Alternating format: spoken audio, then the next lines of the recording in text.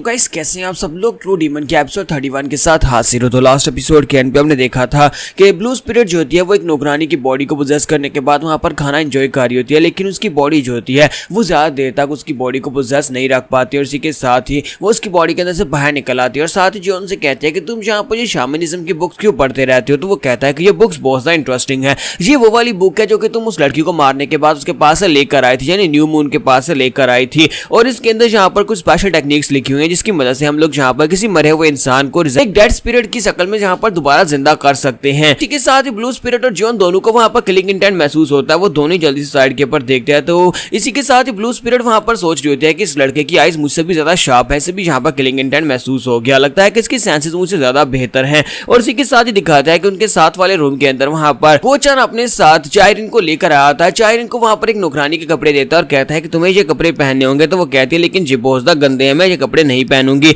जबकि गोचान वहाँ पर सोच रहा था कि ये सिचुएशन बहुत ज्यादा बुरी है, अब मैं यहाँ पर क्या करूंगा। अगर इसे पता चल गया कि गार्ड कैम के मरने के वक्त मैं यहाँ पर दूसरे बंदे के साथ यानी जॉन का साथ दे रहा था और मैं उसका वफादार हूँ, तो फिर ये मुझे मार डालेगी। और अगर मैं यहाँ पर जॉन के खिलाफ जाता हूँ तो फिर जॉन मुझे मार डालेगा। यानी कि ये दोनों सिचुएशन ऐसी हैं जिसमें मेरा मरना तो यहाँ पर तय है, मैं बहुत ही बुरी हालत में हूँ। चायरिन जो थी वहाँ पर उसके पास से कपड़े ले लेती है और उसके कपड़े लेने के बाद वहाँ पर सोच रही होती है कि अब मुझे यहाँ पर इन्हीं कपड़ों को पहनना पड़ेगा। और इसी के साथ ही गोचान से कहता है तो फिर ठीक है, मैं बाहर जाकर वेट करता हूँ, तुम यहीं पर अपने कपड़े चेंज कर लो। तो वो उसे कहती है क्यों, तुम यहाँ पर रुककर देखना नहीं चाहोगे, ये एक बहुत ही रेयर चांस है, तुम्हें दोबारा ये मौका नहीं मिलेगा। तो इसी के साथ ही गोचान जल्दी से पीछे की तरफ घूमता है। तो वो उसे कहती है कि मैं मुझसे मजाक कर रही हूँ, जल्दी से बाहर चले जाओ। और इसी के साथ ही हमारा गोचान जो होता है वहीं पर रुक जाता है। जबकि चायरिन जो थी वहां पर काफी ज्यादा खुश हो रही थी और साथ उसे कहते हैं कि तुम्हारा बहुत बहुत शुक्रिया मुझे यहाँ पर अंदर लाने के लिए। मुझे तो लगा था कि यहाँ पर मेरे लिए अंदर आना काफी ज्यादा मुश्किल होगा, लेकिन तुम मुझे बड़ी आसानी से अंदर ले आए। तो गोचान उसे कहता है कोई बात नहीं कोई बात नहीं, अब जबकि मैं भी यहाँ पर अपने सीनियर ब्रदर का बदला लेना चाहता हूँ, तो इसके लिए मुझे यहाँ पर तुम्हारा साथ देना ही था। अब जबकि तुम यहाँ पर हो तो इसका मतलब यह है कि मेरी साइड के ऊपर पूरी आर्मी आ चुकी है, मैं अकेला यहाँ पर उससे बदला नहीं ले सकता था थर्ड यंग मास्टर से। इसी वजह से अब यहाँ पर तुम मेरे साथ हो तो फिर हम लोग बड़ी आसानी से बदला ले पाएंगे। और इसी के साथ ही चायरिन उसे कहती है कि मुझे लगता है कि तुम रिटायर हो चुके हो, लेकिन अभी भी तुम यहाँ पर हमारी फ्लाइंग सेक्टर के ही एक असैसिन हो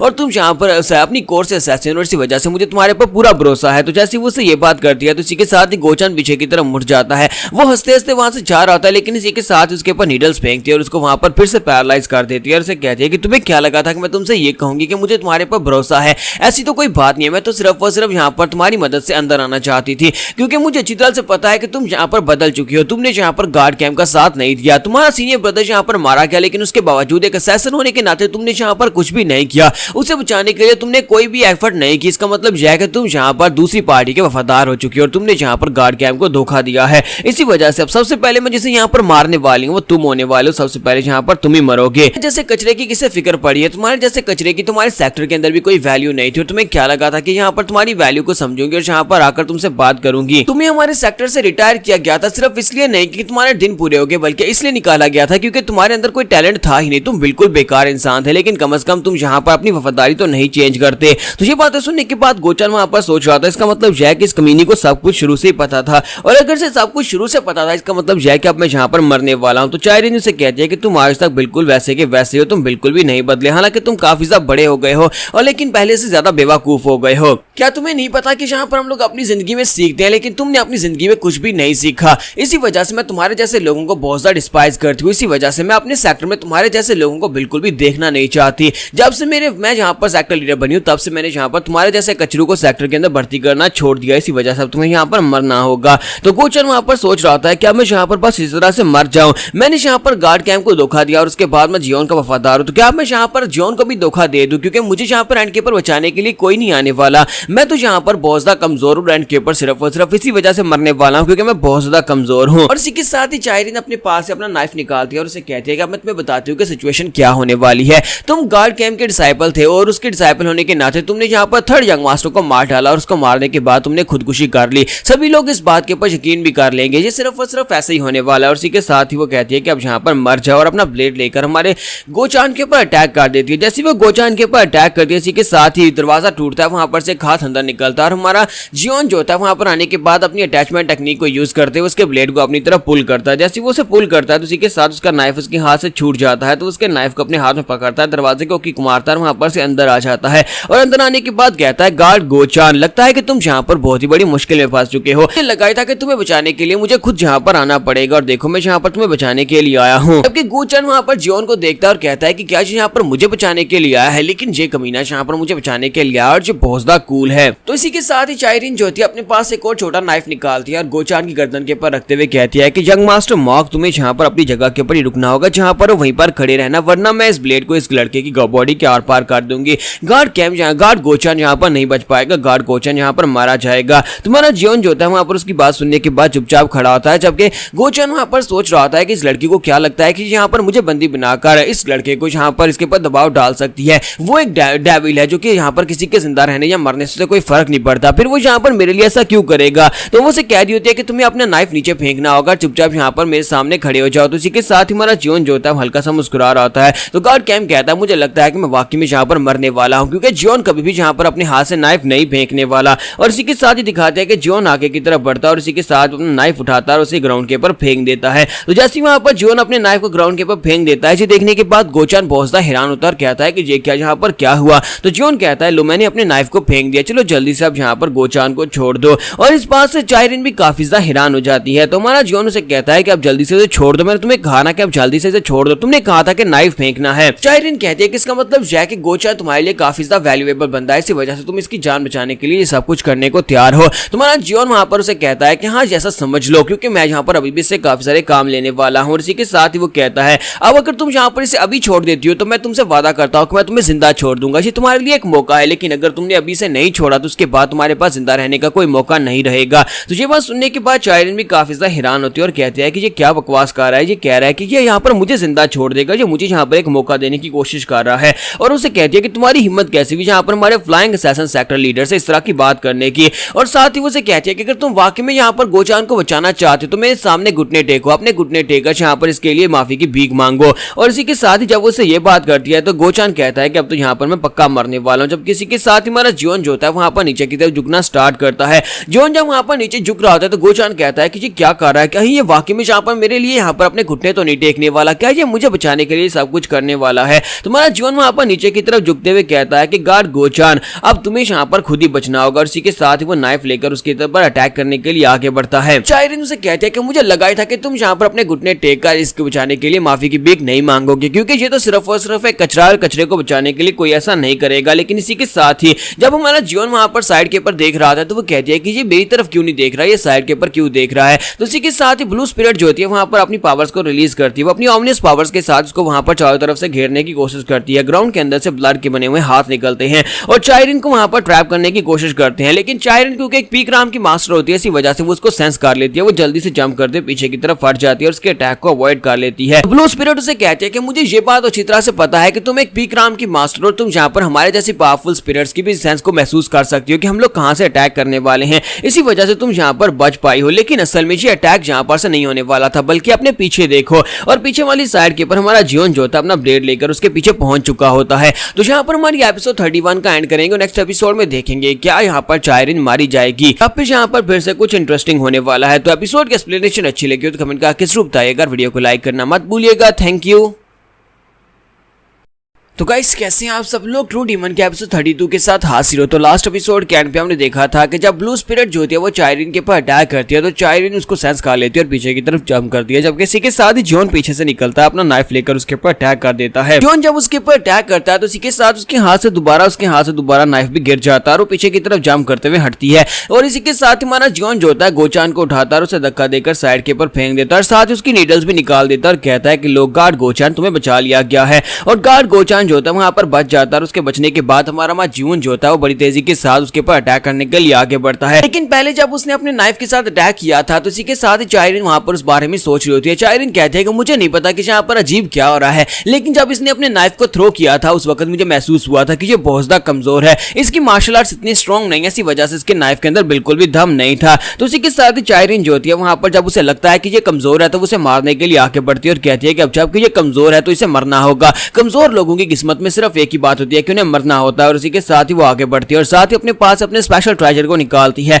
वो अपने स्पेशल ट्रेजर को निकाल दी होती है जो कि एक स्पेशल नाइफ होता है जो कि एक रस्सी के साथ बंधा होता है। वो उसको निकालती है तो गोचान भी उसकी तरफ देख रहा होता है क्योंकि गोचान उसको पहचानता होता है। वो कहता है कि ये तो फ्लाइंग असैसिन सेक्टर्स का अल्टीमेट वेपन है जिसको एक्सट्रीम एग्जीक्यूशन नीडल कहा जाता है। एक्सट्रीम एग्जीक्यूशन नीडल एक ऐसा वेपन है जिसको जब थ्रो किया जाता है तो सामने वाला ओपोनेंट जो होता है वो अपनी इंटरनल एनर्जी को यूज नहीं कर पाता, वो थोड़ी देर के लिए पैरालाइज हो जाता है। और इसी के साथ ही दूसरी तरफ से हमारा जियोन जो होता है वो अपने हाथ में पुलिंग यानी अट्रैक्शन आर्ट को यूज करने वाला होता है, लेकिन इसी के साथ ही चायरीन अपनी उस नीडल को यूज कर देती है। वो नीडल को सामने की तरफ थ्रो करती है। जैसे ही वो उसको सामने की तरफ थ्रो करती है और जियोन वहां पर अटैचमेंट टेक्निक को यूज कर रहा होता है, इसी के साथ ही जियोन की पावर वहां पर खत्म हो जाती है। वो कहता है कि ये क्या मैं मूव नहीं कर पा रहा। उसकी बॉडी वहीं पर लॉक हो जाती है क्योंकि नीडल उसकी तरफ आगे बढ़ी होती है। इसी वजह से वो नीडल बहुत ज्यादा स्पेशल होती है। उस नीडल के सामने की तरफ बढ़ने के साथ ही सामने वाला ओपोनेंट जो है इंटरनल एनर्जी को बिल्कुल यूज नहीं कर सकता और ब्लू स्पिरिट भी चिल्लाकर उसे कहती है कि लड़के जल्दी से वहां पर से सामने से हटो वरना तुम उस नीडल के साथ पियर्स हो जाओगे और तुम मारे जाओगे। और वो नीडल बड़ी तेजी के साथ उसके हार्ट की तरफ आगे बढ़ी होती है और उसके पास वहां पर से हटने का टाइम भी नहीं होता क्योंकि जियोन वहां पर से अपनी बॉडी को खुद से मूव नहीं कर पा रहा होता।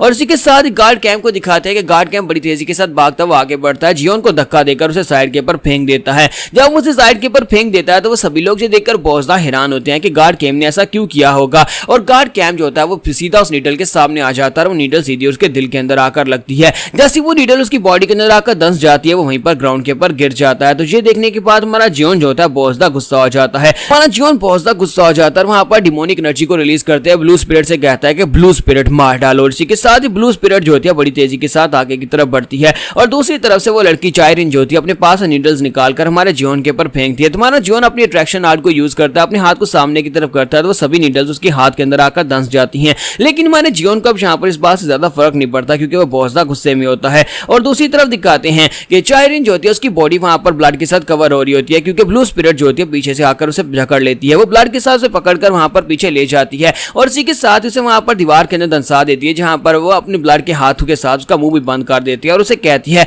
हम लोगों ने तुम्हें पहले जहां पर एक ऑप्शन दिया था कि जहां पर अभी हार मान दो, गार्ड गोचान को छोड़ो, जहां पर चली जाओ क्योंकि इसके बाद तुम्हें जहां पर बहुत ही दर्दनाक मौत मिलने वाली थी और अब जहां पर भुगतो। और इसी के साथ ही वो सामने की तरफ देखती है और कहती है क्या है ये है क्या और इसके साथ हुआ क्या। इसी के साथ ही ब्लू स्पिरिट उसे इल्यूजन के अंदर भेज देती है जिसकी वजह से चायरिन वहीं पर बेहोश हो जाती है और उसके बेहोश होने के बाद हमारा जियोन जो होता है वो आगे बढ़ता जाकर गार्ड गोचान के पास बैठ जाता है। वो गोचान के पास जाकर बैठा होता है जहां पर नीडल उसकी बॉडी के अंदर दंसी होती है, उसके नाक और मुंह से ब्लड बह रहा होता है। तो उसे जियोन उसे कहता है कि ये तो बड़ी अफसोस की बात है कि मैं तो यहाँ पर तुम्हारे साथ थोड़ा कुछ और अरसा काम करने के बारे में सोच रहा था लेकिन तुमने ऐसा क्यों किया, तुम यहाँ पर मेरे सामने क्यों आ गए। तो गोचान उसे कहता है क्योंकि मैं यहाँ पर एक गार्ड हूँ, एक बॉडी गार्ड की जिम्मेदारी होती है अपने मास्टर को बचाने की और मैंने यहाँ पर सिर्फ अपना फर्ज पूरा किया है। मैं तो बस यहाँ पर तुम्हें बचाने की कोशिश कर रहा था, मैं तुम्हें धोखा नहीं दे सकता। इसी के साथ ही गोचान उसे कहता है क्योंकि मेरी लाइफ में सिर्फ और सिर्फ एक इंसान ऐसा है जिसने यहाँ पर मेरे पर भरोसा किया, तुमने यहाँ पर मुझे छोड़ा नहीं। जबकि यहाँ पर तुम मुझे छोड़कर जा सकते थे, तुम मुझे मरने के लिए छोड़ सकते थे लेकिन तुमने मेरे लिए अपने ब्लेड को भी वहां पर नीचे रख दिया। तुमने यहाँ पर मुझे बचाने की कोशिश की।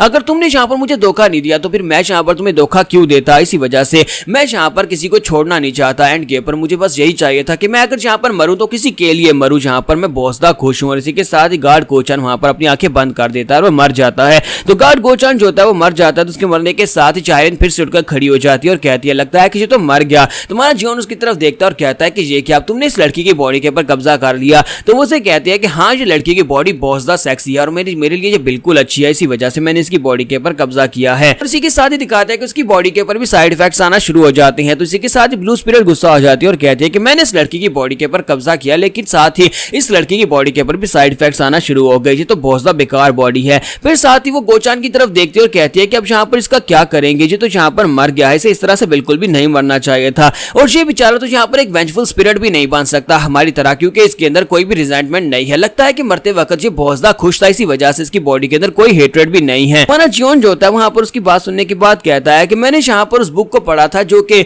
न्यू मून के पास से तुम लेकर आई थी। उसके अंदर लिखा हुआ था कि हम लोग एक टेक्निक की मदद से यहाँ पर ऐसे इंसान को भी यहाँ पर स्पिरिट में चेंज कर सकते हैं जिसकी बॉडी के अंदर कोई भी वेंजेंस यहाँ पे हेट्रेड की भावना ना हो, तब भी हम लोग यहाँ पर उसे एक स्पिरिट बना सकते हैं। और इसी के साथ हमारा जियोन वहां पर स्पेशल मंत्र बोलना शुरू करता है। तो ब्लू स्पिरिट उसे कहती है कि तुम यहाँ पर क्या करने वाले हो, तुम्हें यहाँ पर बहुत सारी डेथ की को वेस्ट करना पड़ेगा। तो वो कहता है कोई बात नहीं, मैं यहाँ पर अपनी डेथ की एनर्जी को यूज करूंगा, मैं अपनी डेथ की एनर्जी की मदद से इसको यहाँ पर दोबारा से जिंदा करूंगा। और इसी के साथ ही वहां पर रिचुअल परफॉर्म करना स्टार्ट करता है। तुम्हारा जियोन वहां पर रिचुअल परफॉर्म कर रहा था। रिचुअल परफॉर्म करने के बाद वो उसकी सोल को वहां पर से बाहर निकाल लेता देता है। तो गोचान की बॉडी के अंदर से सोल का एक ऑर्ब निकलता है, तो वो उसे कहती है ये तो बहुत ज्यादा कमजोर है, मुझे नहीं लगता कि यहाँ पर ज्यादा देर तक सर्वाइव कर पाएगा, हमें इसके लिए यहाँ पर एक बॉडी ढूंढनी होगी जिस बॉडी के अंदर जो रहकर सर्वाइव कर पाए। जॉन कहता है कि इस वक्त फिलहाल के लिए हमारे पास यहाँ पर और कोई बॉडी नहीं है, मुझे लगता है कि इसके लिए मेरे पास एक परफेक्ट बॉडी है जिसके अंदर मैं इसे यहाँ पर कंटेन कर सकता हूँ और हम लोग यहाँ पर गोचान को दोबारा जिंदा कर सकते हैं। इसके साथ ही दिखाते हैं कि जॉन के साथ उसकी वहां पर एक स्ट्रिंग जुड़ी होती है, तो ब्लू स्पिरिट उसे कहती है लगता है कि अब जबकि तुमने इसे जिंदा किया और हम दोनों यहाँ पर इसको जानते थे और इसी वजह से ये तुम्हारी फैमिलियर स्पिरिट बनकर वापस आया है,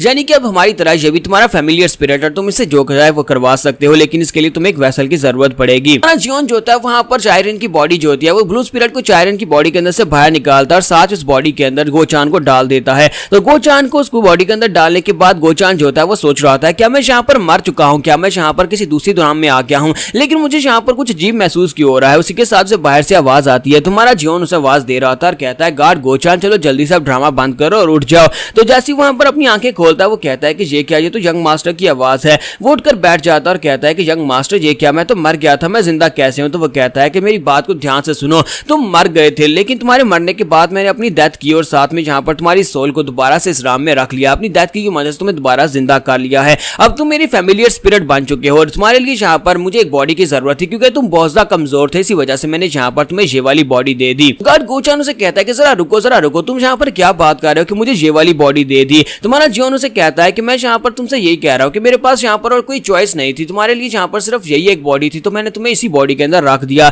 और इसी के साथ ही गोचान जो था अपनी बॉडी की तरफ देखता और कहता है कि ये क्या, तुमने यहाँ पर मेरे साथ क्या कर दिया। और इसी के साथ ही वो वहां पर जोर से चिल्लाता और कहता है कि ये क्या, तुमने मुझे एक लड़की बना दिया, लेकिन मैं तो एक लड़का हूँ। तो अब हमारा गोचान जो है आज के बाद से यहाँ पर चायरन की बॉडी में रहेगा, तो मैं इसे यहाँ पर गोचान ही कहूंगा क्योंकि अब ये है तो गोचान ही। यहाँ पर हम लोग अपनी एपिसोड का एंड करेंगे।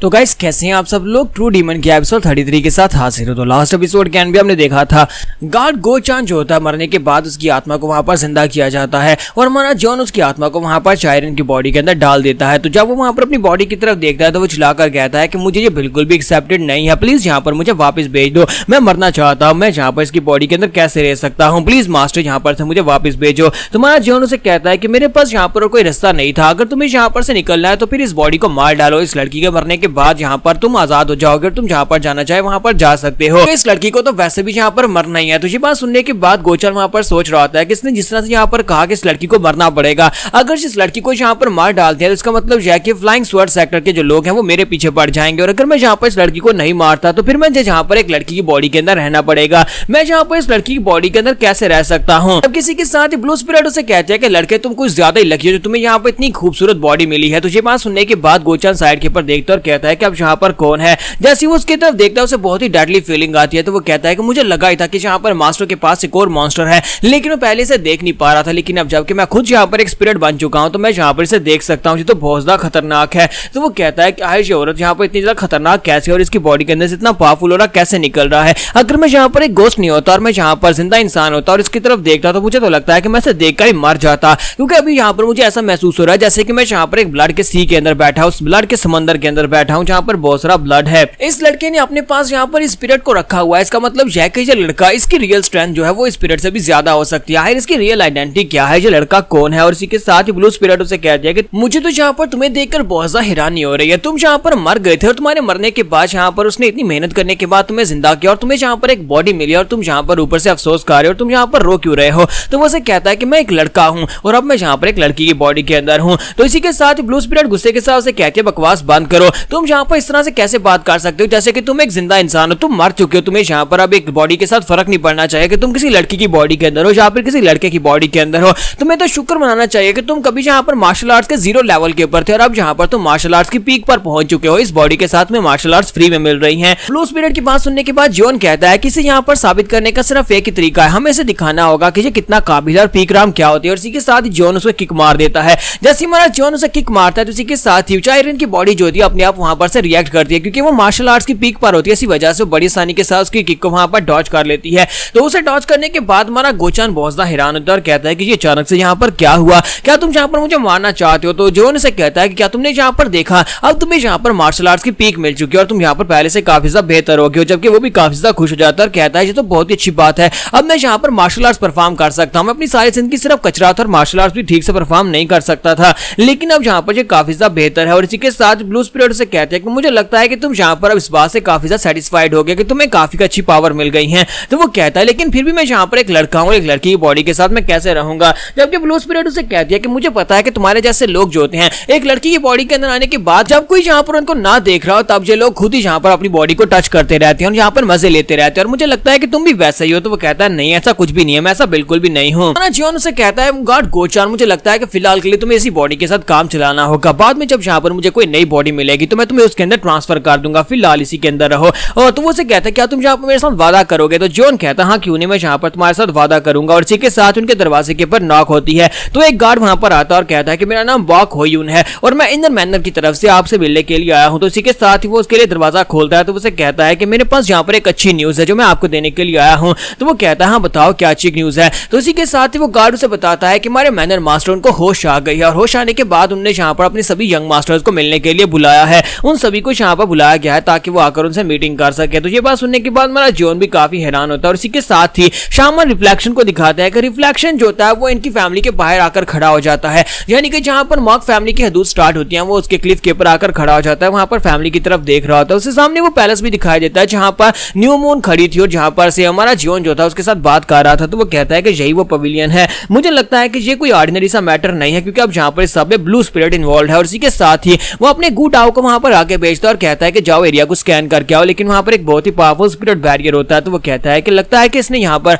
इससे अपनी टेरिटरी मार्क की हुई है, यानी कि उस स्पिरिट ने यहाँ पर एक टेरिटरी मार्क करके एक बैरियर लगा दिया है ताकि अगर कोई भी यहाँ पर एंटर हो तो उसे पता चल जाए कोई यहाँ पर उसकी टेरिटरी के अंदर एंटर हुआ है। मुझे लगा नहीं था कि मैं यहाँ पर इस तरह का बैरियर देख पाऊंगा और फाइनली मैं यहाँ पर इस तरह का बैरियर देख रहा हूँ। मुझे लगता है कि मुझे यहाँ पर कोई और तरीका यूज करना होगा अंदर जाने का, तभी मैं जाकर वहां पर देख सकता हूँ कि ये वाकई में ब्लू स्पिरिट वहां पर है या नहीं है। इसके साथ ही शामन रिफ्लेक्शन जो था वहां पर सारी चीजों को देख रहा था, वो पूरे घर को वहां पर एनालाइज कर रहा था। और उसी के साथ वहां पर फर्स्ट जंग मास्टर दिखाई देता है जो कि बाहर वहां पर उल्टी कर रहा होता है। और फर्स्ट जंग मास्टर को भी क्यों वहां पर बुलाया गया होता है? मैनर मास्टर के होश में आने के बाद उसने अपने सभी बेटों को बुलाया होता है और उसकी मॉम भी उसके साथ ही होती है, वो लोग उसे अंदर लेकर जा रहे होते हैं। इस साथ ही हमारा जॉन भी वहां पर से बाहर निकलता है ताकि जाकर मैनर मास्टर से मिल सके। और जॉन सोच रहा होता है कि ये सिचुएशन काफी ज्यादा खतरनाक हो सकती है, मैं यहाँ पर इस सक्सेसफुल वार के अंदर बिल्कुल भी हिस्सा नहीं ले सकता। मैं तो यहाँ पर से छोड़कर जाने के बारे में सोच रहा था क्योंकि अब मेरे पास मार्शल आर्ट्स की ट्रेनिंग आ चुकी है और मुझे मॉक फैमिली से और कुछ भी नहीं चाहिए। मैंने तो ऐसा सोचा भी नहीं था कि मैनर मास्टर यहाँ पर इस वक्त इस समय उठ जाएंगे, इनको उनका यहाँ पर इस समय उठना बिल्कुल भी अच्छा नहीं है,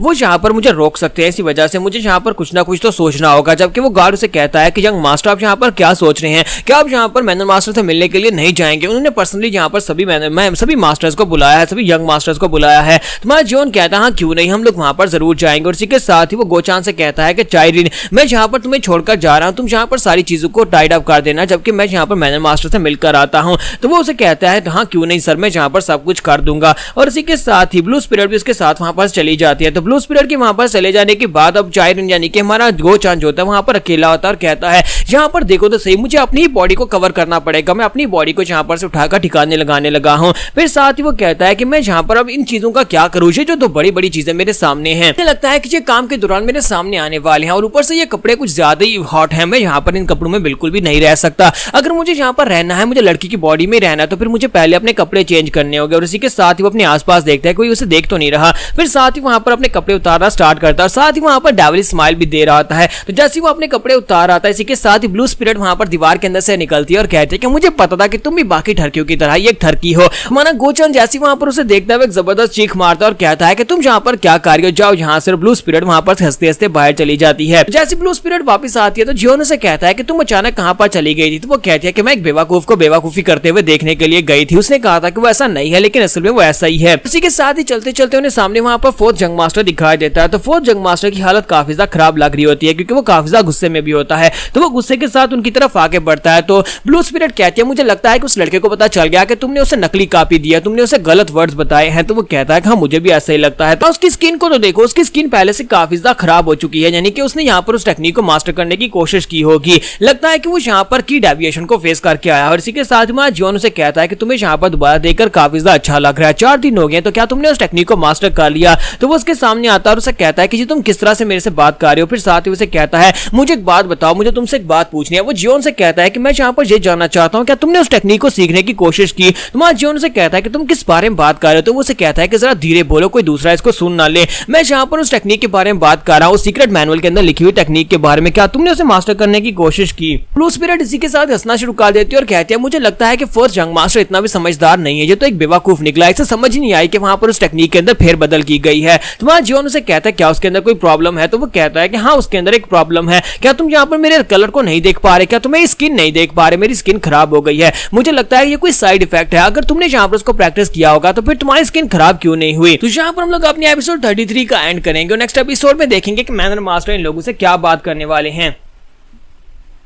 तो गाइस कैसी हैं आप सब लोग। ट्रू डीमन के एपिसोड 34 के साथ हाजिर हो। तो लास्ट एपिसोड के एंड भी हमने देखा था कि थर्ड जंग मास्टर के पास वो जंग मास्टर आता है और उसे कहता है कि अगर तुमने उस टेक्निक को मास्टर किया है तो फिर मुझे बताओ कि मेरी स्किन का कलर ऐसा क्यों हो गया और तुम यहाँ पर इस तरह से चेंज क्यों नहीं हुए। तुम्हारा जियोन उसे कहता है कि मुझे इस बारे में कैसे पता होगा। तो वो जंग मास्टर उसे कहता है कहीं ऐसा तो नहीं है कि तुमने उसे अच्छे से सीख लिया लेकिन मैं उसे सीख नहीं पा रहा। इसका मतलब यह है कि मेरी कल्टिवेशन जो है किसी चीज को सीखने और किसी चीज को समझने की नॉलेज जो है वो तुमसे ज्यादा कम है। ऐसा बिल्कुल भी पॉसिबल नहीं है। साथ ही वहां पर वो जोर जोर चिल्लाना शुरू कर देता है और कहता है कि मेरे साथ तो बहुत ही बुरा हुआ जब किसी के साथ ब्लू स्पिरिट जो होती है उसे कुछ महसूस होता है। तो वो जियोन से कहती है मुझे लगता है कोई यहाँ पर मेरी स्पिरिट बैरियर को तोड़ने की कोशिश कर रही है, मैं जाकर चेक करके आती हूँ। तो भी है मुझे लगता है कि उसके अंदर काफी ज्यादा हिम्मत है जो कि मेरे बैरियर को तोड़कर यहाँ पर अंदर घुस रहा है, जबकि उसे अच्छी तरह से पता है कि मैंने यहाँ पर बैरियर को सेटअप किया है। और इसी के साथ ब्लू स्पिरिट वहां पर से चली जाती है। उसके चले जाने के बाद हमारा जियोन जो होता है वहां पर से आगे बढ़ जाता है। तो जियोन जो होता है फोर्थ जंग मास्टर के साथ वहां पर से आगे बढ़ रहा था। तो फोर्थ जंग मास्टर से कहता है कि तुम यहाँ पर मुस्कुरा क्यों रहे हो। तो वो कहता है कि बस ऐसा ही।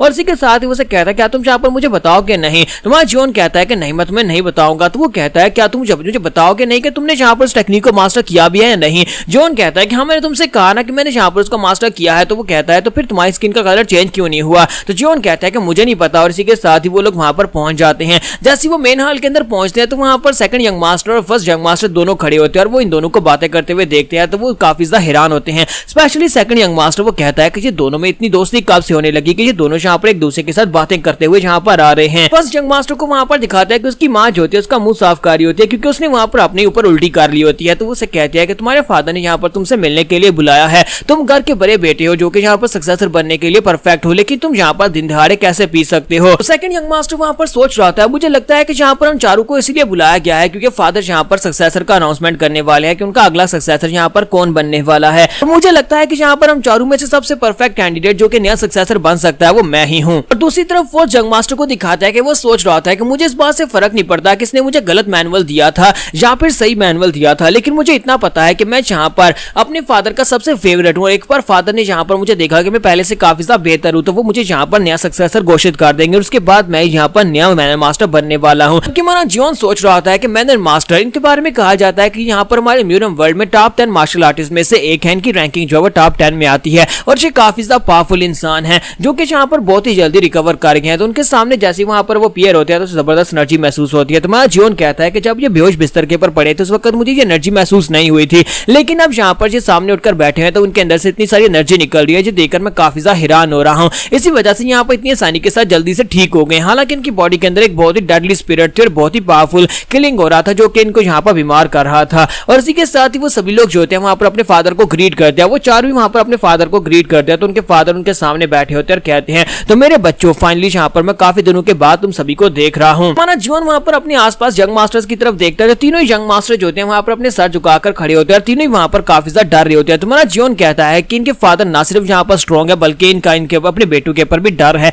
जिसकी वजह से ये सभी लोग डर कर मारे इसके सामने अपना सर नहीं उठा रहे। लेकिन मैं यहाँ पर से बिल्कुल भी नहीं डरता क्योंकि मैं इसका बेटा नहीं हूँ। तुम्हारा जियोन वहां पर सोच रहा था कि मास्टर इंडियन की बॉडी के अंदर यहाँ पर किसी ने डेडली ओरा डाला था, एक बहुत ही स्पेशल डेडली ओरा जिसकी वजह से वो इसे मारना चाहता था। लेकिन आखिर ये सब कुछ किसने किया होगा, आखिर वो कौन होगा जिसने एक डेडली स्पिरिट इनकी बॉडी के अंदर डाली होगी। और इसी के साथ ही हमें बाहर का सीन दिखाते हैं जहां पर मॉक फैमिली का आउटर हॉल होता है। आउटर हॉल के अंदर जहां पर डिसाइपल्स सो रहे होते हैं वहां पर सीन दिखाते हैं कि जितने डिसाइपल्स होते हैं वो सारे के सारे मारे जा चुके होते हैं। किसी ने वहां पर उन सभी को मारकर लाशों का ढेर लगा रखा होता है। तो एक बहुत ही पावरफुल कल्टिवेटर जिसका नाम सोन वून होता है वो वहां पर आया होता है और उसने आकर उन सभी को मारा होता है। तो वो यहाँ पर एक चीज ढूंढने के लिए आया होता है और वो चीज जो होती है उसे यहाँ पर से चाहिए होती है। इसी वजह से वो यहाँ पर मॉक फैमिली में आया होता होता है और यहाँ पर आने के बाद वो सभी लोगों को मार रहा होता है। उसे पता चलता है कि उन लोगों ने जो मर्डरस एनर्जी उसकी बॉडी के अंदर डाली थी, जो बीमारी उसकी बॉडी के अंदर डाली थी, वो उससे बच चुका है। तो इसी वजह से वो और भी ज्यादा गुस्सा हो जाता है और शामन से कहता है कि क्या तुम्हें लगता है कि ऐसा पॉसिबल है? तो शामन उसे कहता है कि हाँ मुझे लगता है कि ऐसा पॉसिबल है। थोड़ी देर पहले मैंने यहाँ पर एक चैमे मोरियो को देखा था,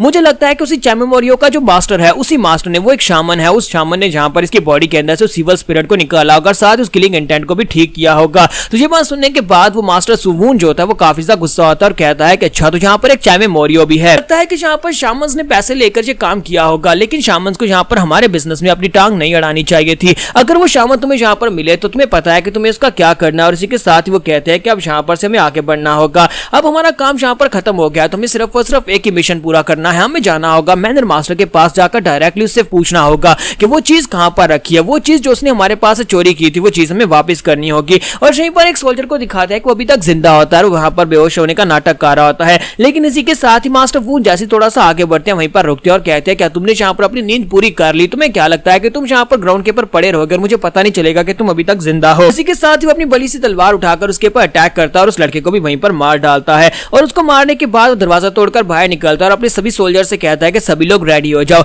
हम लोग इस वक्त मॉक फैमिली के ऊपर डायरेक्टली अटैक करने वाले हैं, जो भी दिखाई दे उसे मार डालना। सभी को मारने के बाद हम लोग वहां पर से वो चीज ले लेंगे जो हमारी है। सभी सोल्जर्स बड़ी तेजी के साथ भागते हुए मॉक फैमिली की तरफ आगे बढ़ना स्टार्ट करते हैं। जबकि फिर से नेक्स्ट सीन जो होता है मॉक फैमिली के मेन हाल का दिखाया जाता है, जहां पर फादर अपने चारों बेटों को अपने सामने खड़ा करके बैठे होते हैं और उनसे कहते हैं कि अच्छा ठीक है, अब यहाँ पर मैं तुम सभी लोगों से बात करने वाला हूँ। तो तुम्हें पता है कि मैंने जहाँ पर तुम सभी लोगों को किस लिए बुलाया है? तो वो सभी लोग वहां पर बिल्कुल खामोश खड़े होते हैं, उनमें से कोई भी वहां पर बोलने की हिम्मत नहीं कर रहा होता। जबकि हमारा जियोन कहता है कि यहाँ पर आपने हम सभी लोगों को इसलिए बुलाया ताकि आप डिसाइड कर सके कि हम में से कौन सक्सेसर बनेगा। तो ये बात सुनने के बाद फादर भी काफी ज्यादा हैरान होते हैं और कहते हैं कि ये क्या, ये तो काफी ज्यादा बदल गया है। जब मैंने इसके बारे में सुना कि इसने मेरी जान बचाई, उस शामन के हाथों से आकर इसने मेरी जान बचाई, तो मैं बहुत ज्यादा हैरान हुआ था, क्योंकि पहले ये बहुत ज्यादा लालची इंसान था। ये यहाँ पर इतना लालची था कि यहाँ पर कुछ भी करने को तैयार था और मेरे सामने तो कभी तमीज से इसने बात ही नहीं की। ये बहुत ज्यादा अकड़ में रहता था। लगा कि यहाँ पर इसने सिर्फ और सिर्फ मेरी जान इसलिए बचाई होगी ताकि यहाँ पर पोजीशन को सिक्योर कर सके, यानी मैनर मास्टर बन सके, यानी कि मेरिट पॉइंट्स हासिल कर सके। लेकिन अब मुझे लगता है कि यहाँ पर कुछ तो अलग है, कुछ तो अजीब है इस लड़के में। और इसी के साथ ही हमारा जियोन जो होता है उसके सामने सीना तान कर खड़ा होता है और उसकी आंखों में आंखें डालकर देख रहा होता है, जिसकी वजह से फादर भी काफी ज्यादा हैरान हो रहे होते हैं और कहते हैं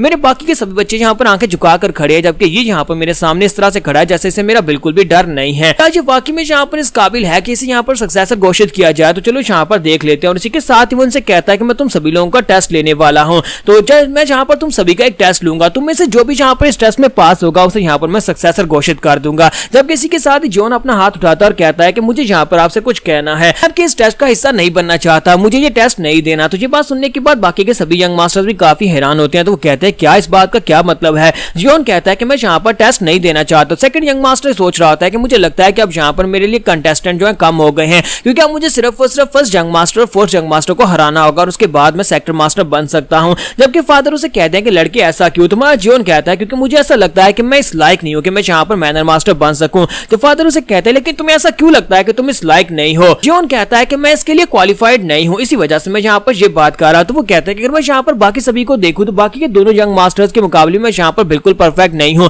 मेरी मार्शल आर्ट्स मेरे पास नहीं है, मेरी मार्शल आर्ट्स चली गई और साथ ही मैं यहाँ पर अपने ब्रदर्स के जैसा बिल्कुल भी नहीं हूँ, ना ही मेरे पास तेज दिमाग है, ना ही मैं यहाँ पर इनकी तरह काबिल हूँ। इसी वजह से मुझे लगता है कि इनमें से किसी को यहाँ पर सक्सेसर बनना चाहिए, मैं सक्सेसर की रेस से पीछे हटता हूँ। तो फादर उसकी बात सुनने के बाद वहां पर जोर जोर से हंसना शुरू कर देते हैं, तो वो सभी लोग और भी हैरान होते हैं। तो इसी के साथ ही फादर उसे कहते हैं अच्छा तो ये बात है, तुम यहाँ पर अपने आप को क्वालिफाइड नहीं समझते। जबकि साथ ही वो सोच रहे होते हैं कि ये लड़का वाकई में काफी ज्यादा बदल गया है, पहले से यहाँ पर इतना ज्यादा लालची था कि ये कभी भी यहाँ पर अपनी पोजीशन को नहीं छोड़ता, अगर इसे यहाँ पर बाकी सभी से फाइट करनी पड़ती तब भी यहाँ पर जो उनसे फाइट करता और यहाँ पर सेक्टर मास्टर बनने की कोशिश करता। लेकिन इसने यहाँ पर सेक्टर मास्टर बनने की ख्वाहिश को छोड़ दिया और यहाँ पर मेरी जान बचाई। इसका मतलब यह है कि ये वाकई मेरी जान बचाना चाहता था और इसे सेक्टर मास्टर की गद्दी भी नहीं चाहिए। तो ये भी एक मेरिट पॉइंट है जिसकी वजह से यहाँ पर पूरी तरह से क्वालिफाइड है सेक्टर मास्टर बनने के लिए। तो यहाँ पर हम लोग अपनी एपिसोड 34 का एंड करेंगे और नेक्स्ट एपिसोड में देखेंगे मास्टर वून जब इन लोगों के ऊपर अटैक करेंगे तो उस वक्त इन सभी का क्या होने वाला है, कौन यहाँ पर मरेगा और कौन यहाँ पर बचेगा।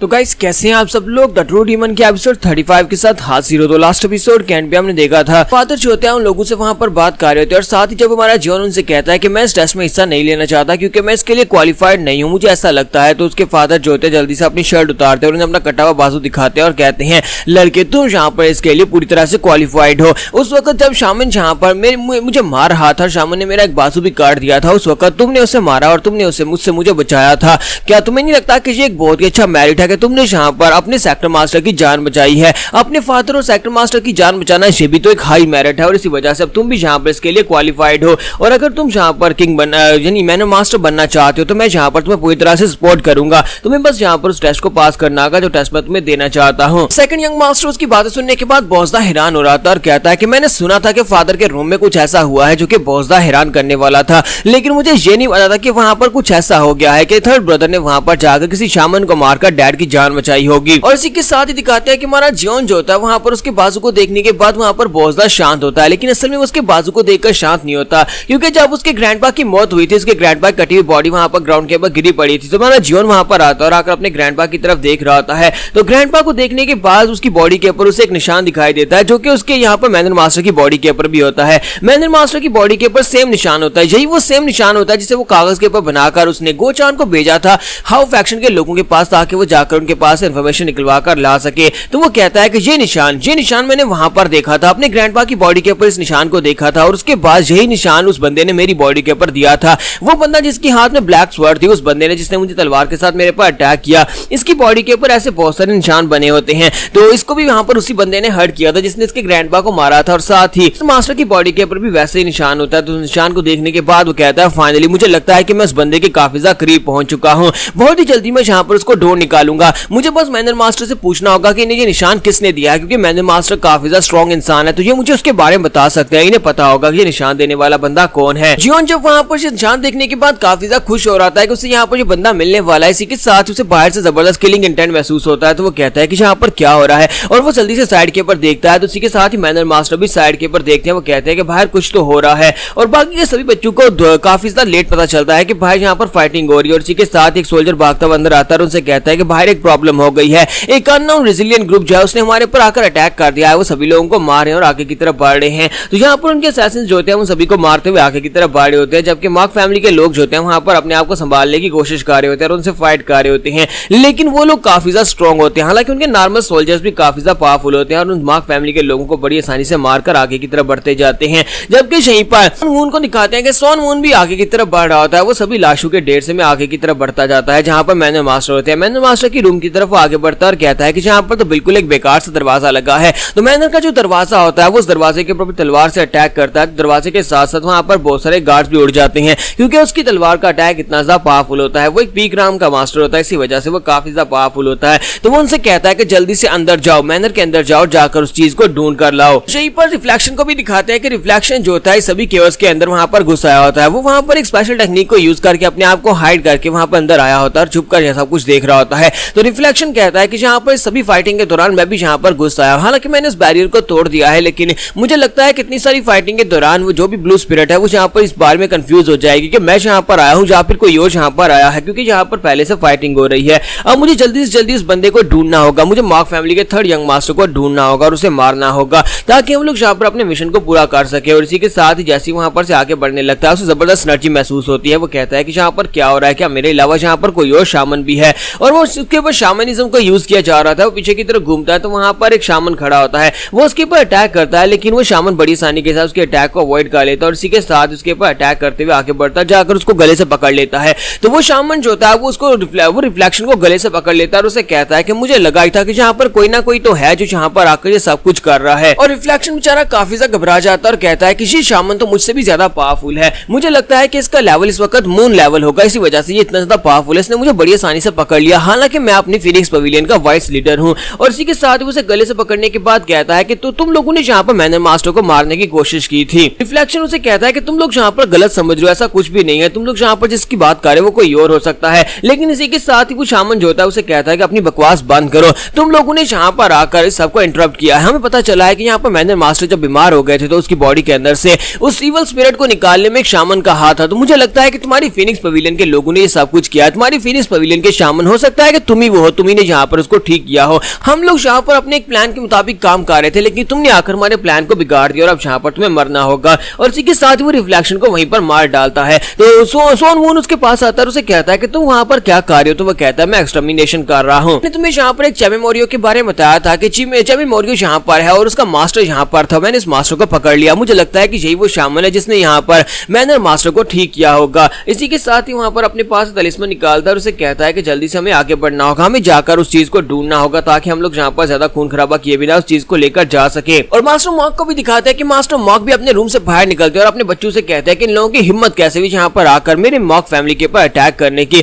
मॉक स्वॉर्ड फैमिली कोई ऐसी फैमिली नहीं है जिसके ऊपर कोई भी आकर अटैक कर सकता है। वो अपने बच्चों से कहते हैं कि चलो सभी लोग आगे बढ़ो, मेरे साथ आओ, हम सभी लोग जाकर इन सभी को रोकते हैं। और उसके तीनों बच्चे उसके पीछे वहां पर से जंप करते हैं ताकि वो सभी लोग जाकर उसके ऊपर अटैक कर सके, उन सभी के ऊपर अटैक करके इस सभी अटैक को रोक सके। तो जैसे वो लोग वहां पर नीचे उतरते हैं तो हमारा जियोन जो होता है वहीं पर नीचे उतरने के साथ ही अपना रास्ता बदल लेता है, वहां पर साइड के ऊपर भाग जाता है। तो जियोन कहता है कि मुझे यहाँ पर इनकी फैमिली के लिए फाइट करने की जरूरत ही क्या है, जबकि मैं इसकी फैमिली का हिस्सा भी नहीं हूँ। वैसे भी इतनी फाइटिंग के दौरान अगर एक बंदा यहाँ पर से निकल भी जाता है तो कौन सा किसी को फर्क पड़ने वाला है, या फिर किसी को पता चलेगा। और हमारा जियोन जो होता है वहां पर सोच रहा होता है कि मुझे यहाँ पर उस निशान के बारे में मैंने मास्टर से पूछना है। मैं जैसे वहां से पूछने लगा था इसी के साथ ही अटैक हो गया। मुझे लगता है कि ये टाइम बिल्कुल भी परफेक्ट नहीं है। मैं बाद में जाकर मैंने मास्टर से इस बारे में पूछ लूंगा अगर वो जिंदा बचे तो। लेकिन अगर यहाँ पर उन्हें जिंदा रखना है तो क्या मुझे जाकर उनसे पूछ लेना चाहिए, क्या मैं जाऊँ और जाकर उनसे इस बारे में पूछ लूं। साथ ही हमारा जियोन जो होता है वहां पर से जब आगे की तरफ बढ़ रहा होता है वहां पर डेथ की एनर्जी महसूस होती है, क्योंकि वहां पर बहुत सारे लोग मर रहे होते हैं तो उसी वजह से डेथ की एनर्जी महसूस होती है।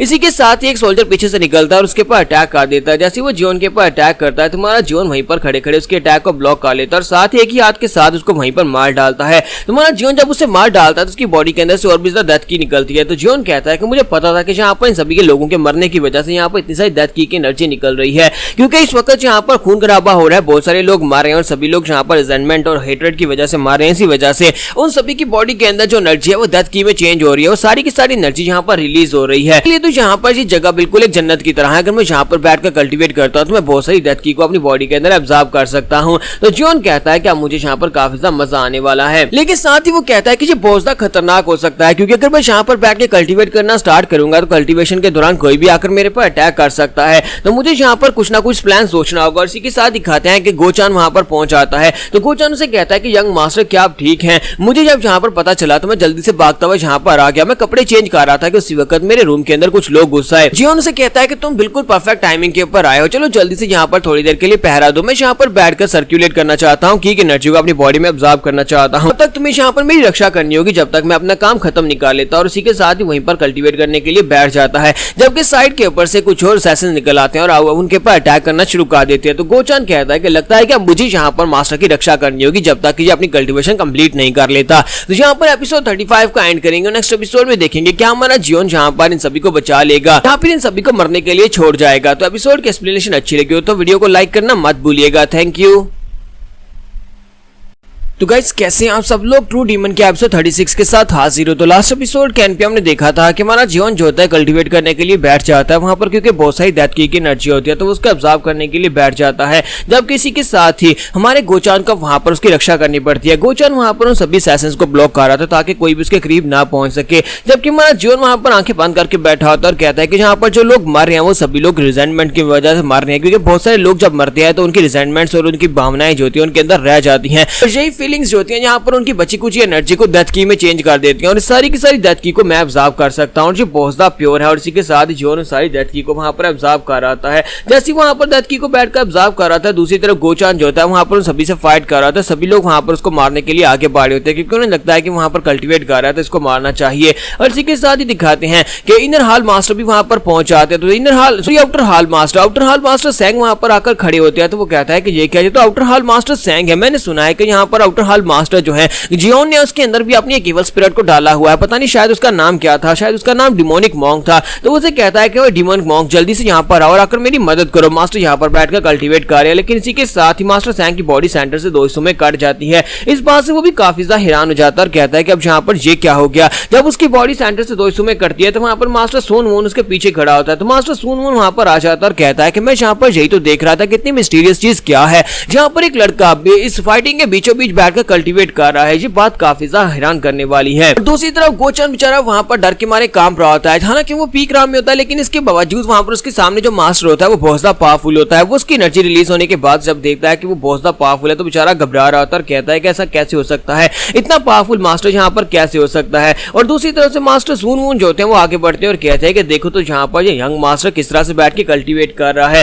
और गोचान भागता हुआ उसके पास जाता है और उसे कहता है कि सर जल्दी से उठना होगा, मास्टर जल्दी से उठे, यहाँ पर एक बहुत ही पावरफुल दुश्मन आ गया और मैं इससे फाइट नहीं कर पाऊंगा और इसे रोक भी नहीं पाऊंगा। साथ ही वो सोच रहा होता है कि मैं यहाँ पर मास्टर जियोन को जबरदस्ती जगाता हूँ तो मुझे लगता है कि इसकी कल्टीवेशन में भंग डलेगी, जिसकी वजह से ये की ब्लॉकेज में जा सकता है और इसे बहुत सारा नुकसान पहुंचेगा। तो इसी के साथ ही मास्टर सून आगे बढ़ता है और कहता है मुझे लगता है कि जहाँ पर ये लड़का बैठ के कल्टीवेट कर रहा है तो मुझे इसे डिस्टर्ब करना चाहिए। और उसकी स्पीड इतनी ज्यादा होती है कि गोचान उसे देख भी नहीं पाता और उसे अवॉइड करने के बाद सीधा हमारे जियोन के पास पहुंच जाता है। वो जियोन के सामने जाकर खड़ा हो जाता है और कहता है कि ये लड़का जिस की एनर्जी को अपनी बॉडी में सर्कुलेट कर रहा है कोई रेगुलर की नहीं है, बल्कि यहाँ पर बहुत ही खास की को रेगुलेट कर रहा है। और गोचान सोच रहा था कि ये बंदा इतना फास्ट कैसे हो सकता है, इसकी बॉडी बिल्ड इतनी ज्यादा बड़ी है लेकिन इसके बावजूद इसकी स्पीड काफी ज्यादा है।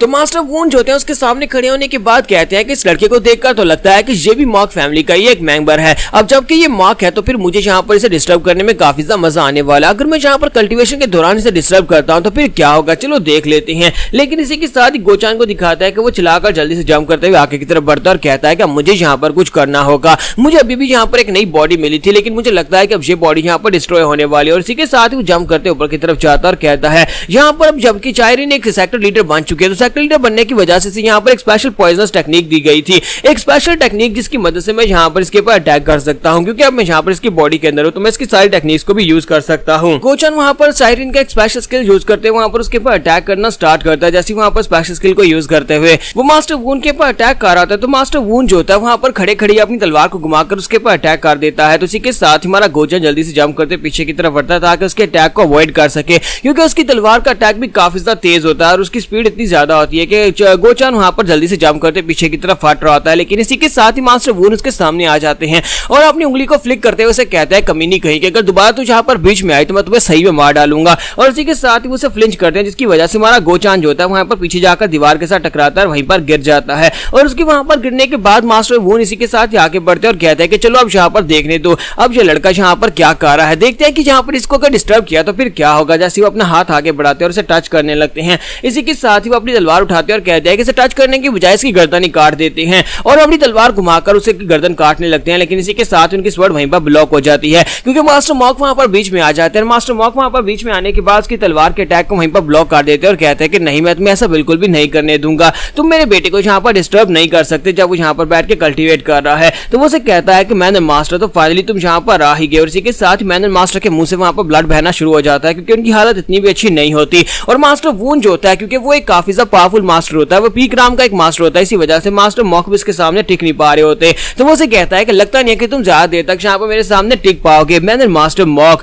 मैं यहाँ पर सिर्फ और सिर्फ एक ही बात कहूंगा, अगर तुम यहाँ पर अपनी फैमिली के लोगों को जिंदा देखना चाहते हो तो फिर तुम्हें यहाँ पर मेरी चीज वापस करनी होगी, जो चीज तुमने हमसे छीनी थी। अगर तुम उसे वापस कर देते हो तो मैं बाकी के सभी लोगों को जिंदा छोड़ दूंगा। और इसी के साथ ही उसे कहता है कि चलो जल्दी से अब यहाँ पर फैसला करो कि तुम क्या करने वाले हो। और उसके बाद हमारा जीवन वहां पर बैठ के कल्टीवेट कर रहा था। दूसरी तरफ का सीन दिखाते हैं कि ब्लू स्पिरिट जो होती है बाहर की तरफ जाती है जहां पर उसे महसूस हुआ था कि वो रिफ्लेक्शन जो था वो अंदर दाखिल हुआ है। तो वो कहती है कि जहां पर तो कुछ भी नहीं है, मुझे वो चैमो मोरियो यहीं पर कहीं पर दिखाई दिया था कि वो यहीं पर से एंटर हो रहा है। और इसी के साथ ही ढूंढते ढूंढते उसे वहां पर उसकी डेड बॉडी दिखाई देती है। तो वो कहती है कि ये क्या हुआ, ये चैमो मोरियो यहाँ पर मर कैसे गया, ये तो काफी ज्यादा पावरफुल चैमो मोरियो है और इसका हैंडल भी काफी ज्यादा पावरफुल ही होगा। लेकिन अगर किसी ने उसको मारा है तो इसका मतलब यह कि उसको मारने वाला भी ज्यादा पावरफुल हो सकता है। तो ये भी कहा जा सकता है कि वो इस वक्त फैमिली के अंदर, और इसी के साथ ही वहां पर उसे बहुत सारी डेथ की एनर्जी महसूस होती है और साथ ही वहां पर फैमिली के अंदर आग लगी होती है। तो वो कहती है मुझे लगता है कि मॉक फैमिली में कुछ बहुत ही बड़ा डिजास्टर्स होने वाला है और साथ ही वहां पर जिसने भी यहाँ पर इस चैमो मोरियो के मालिक को मारा होगा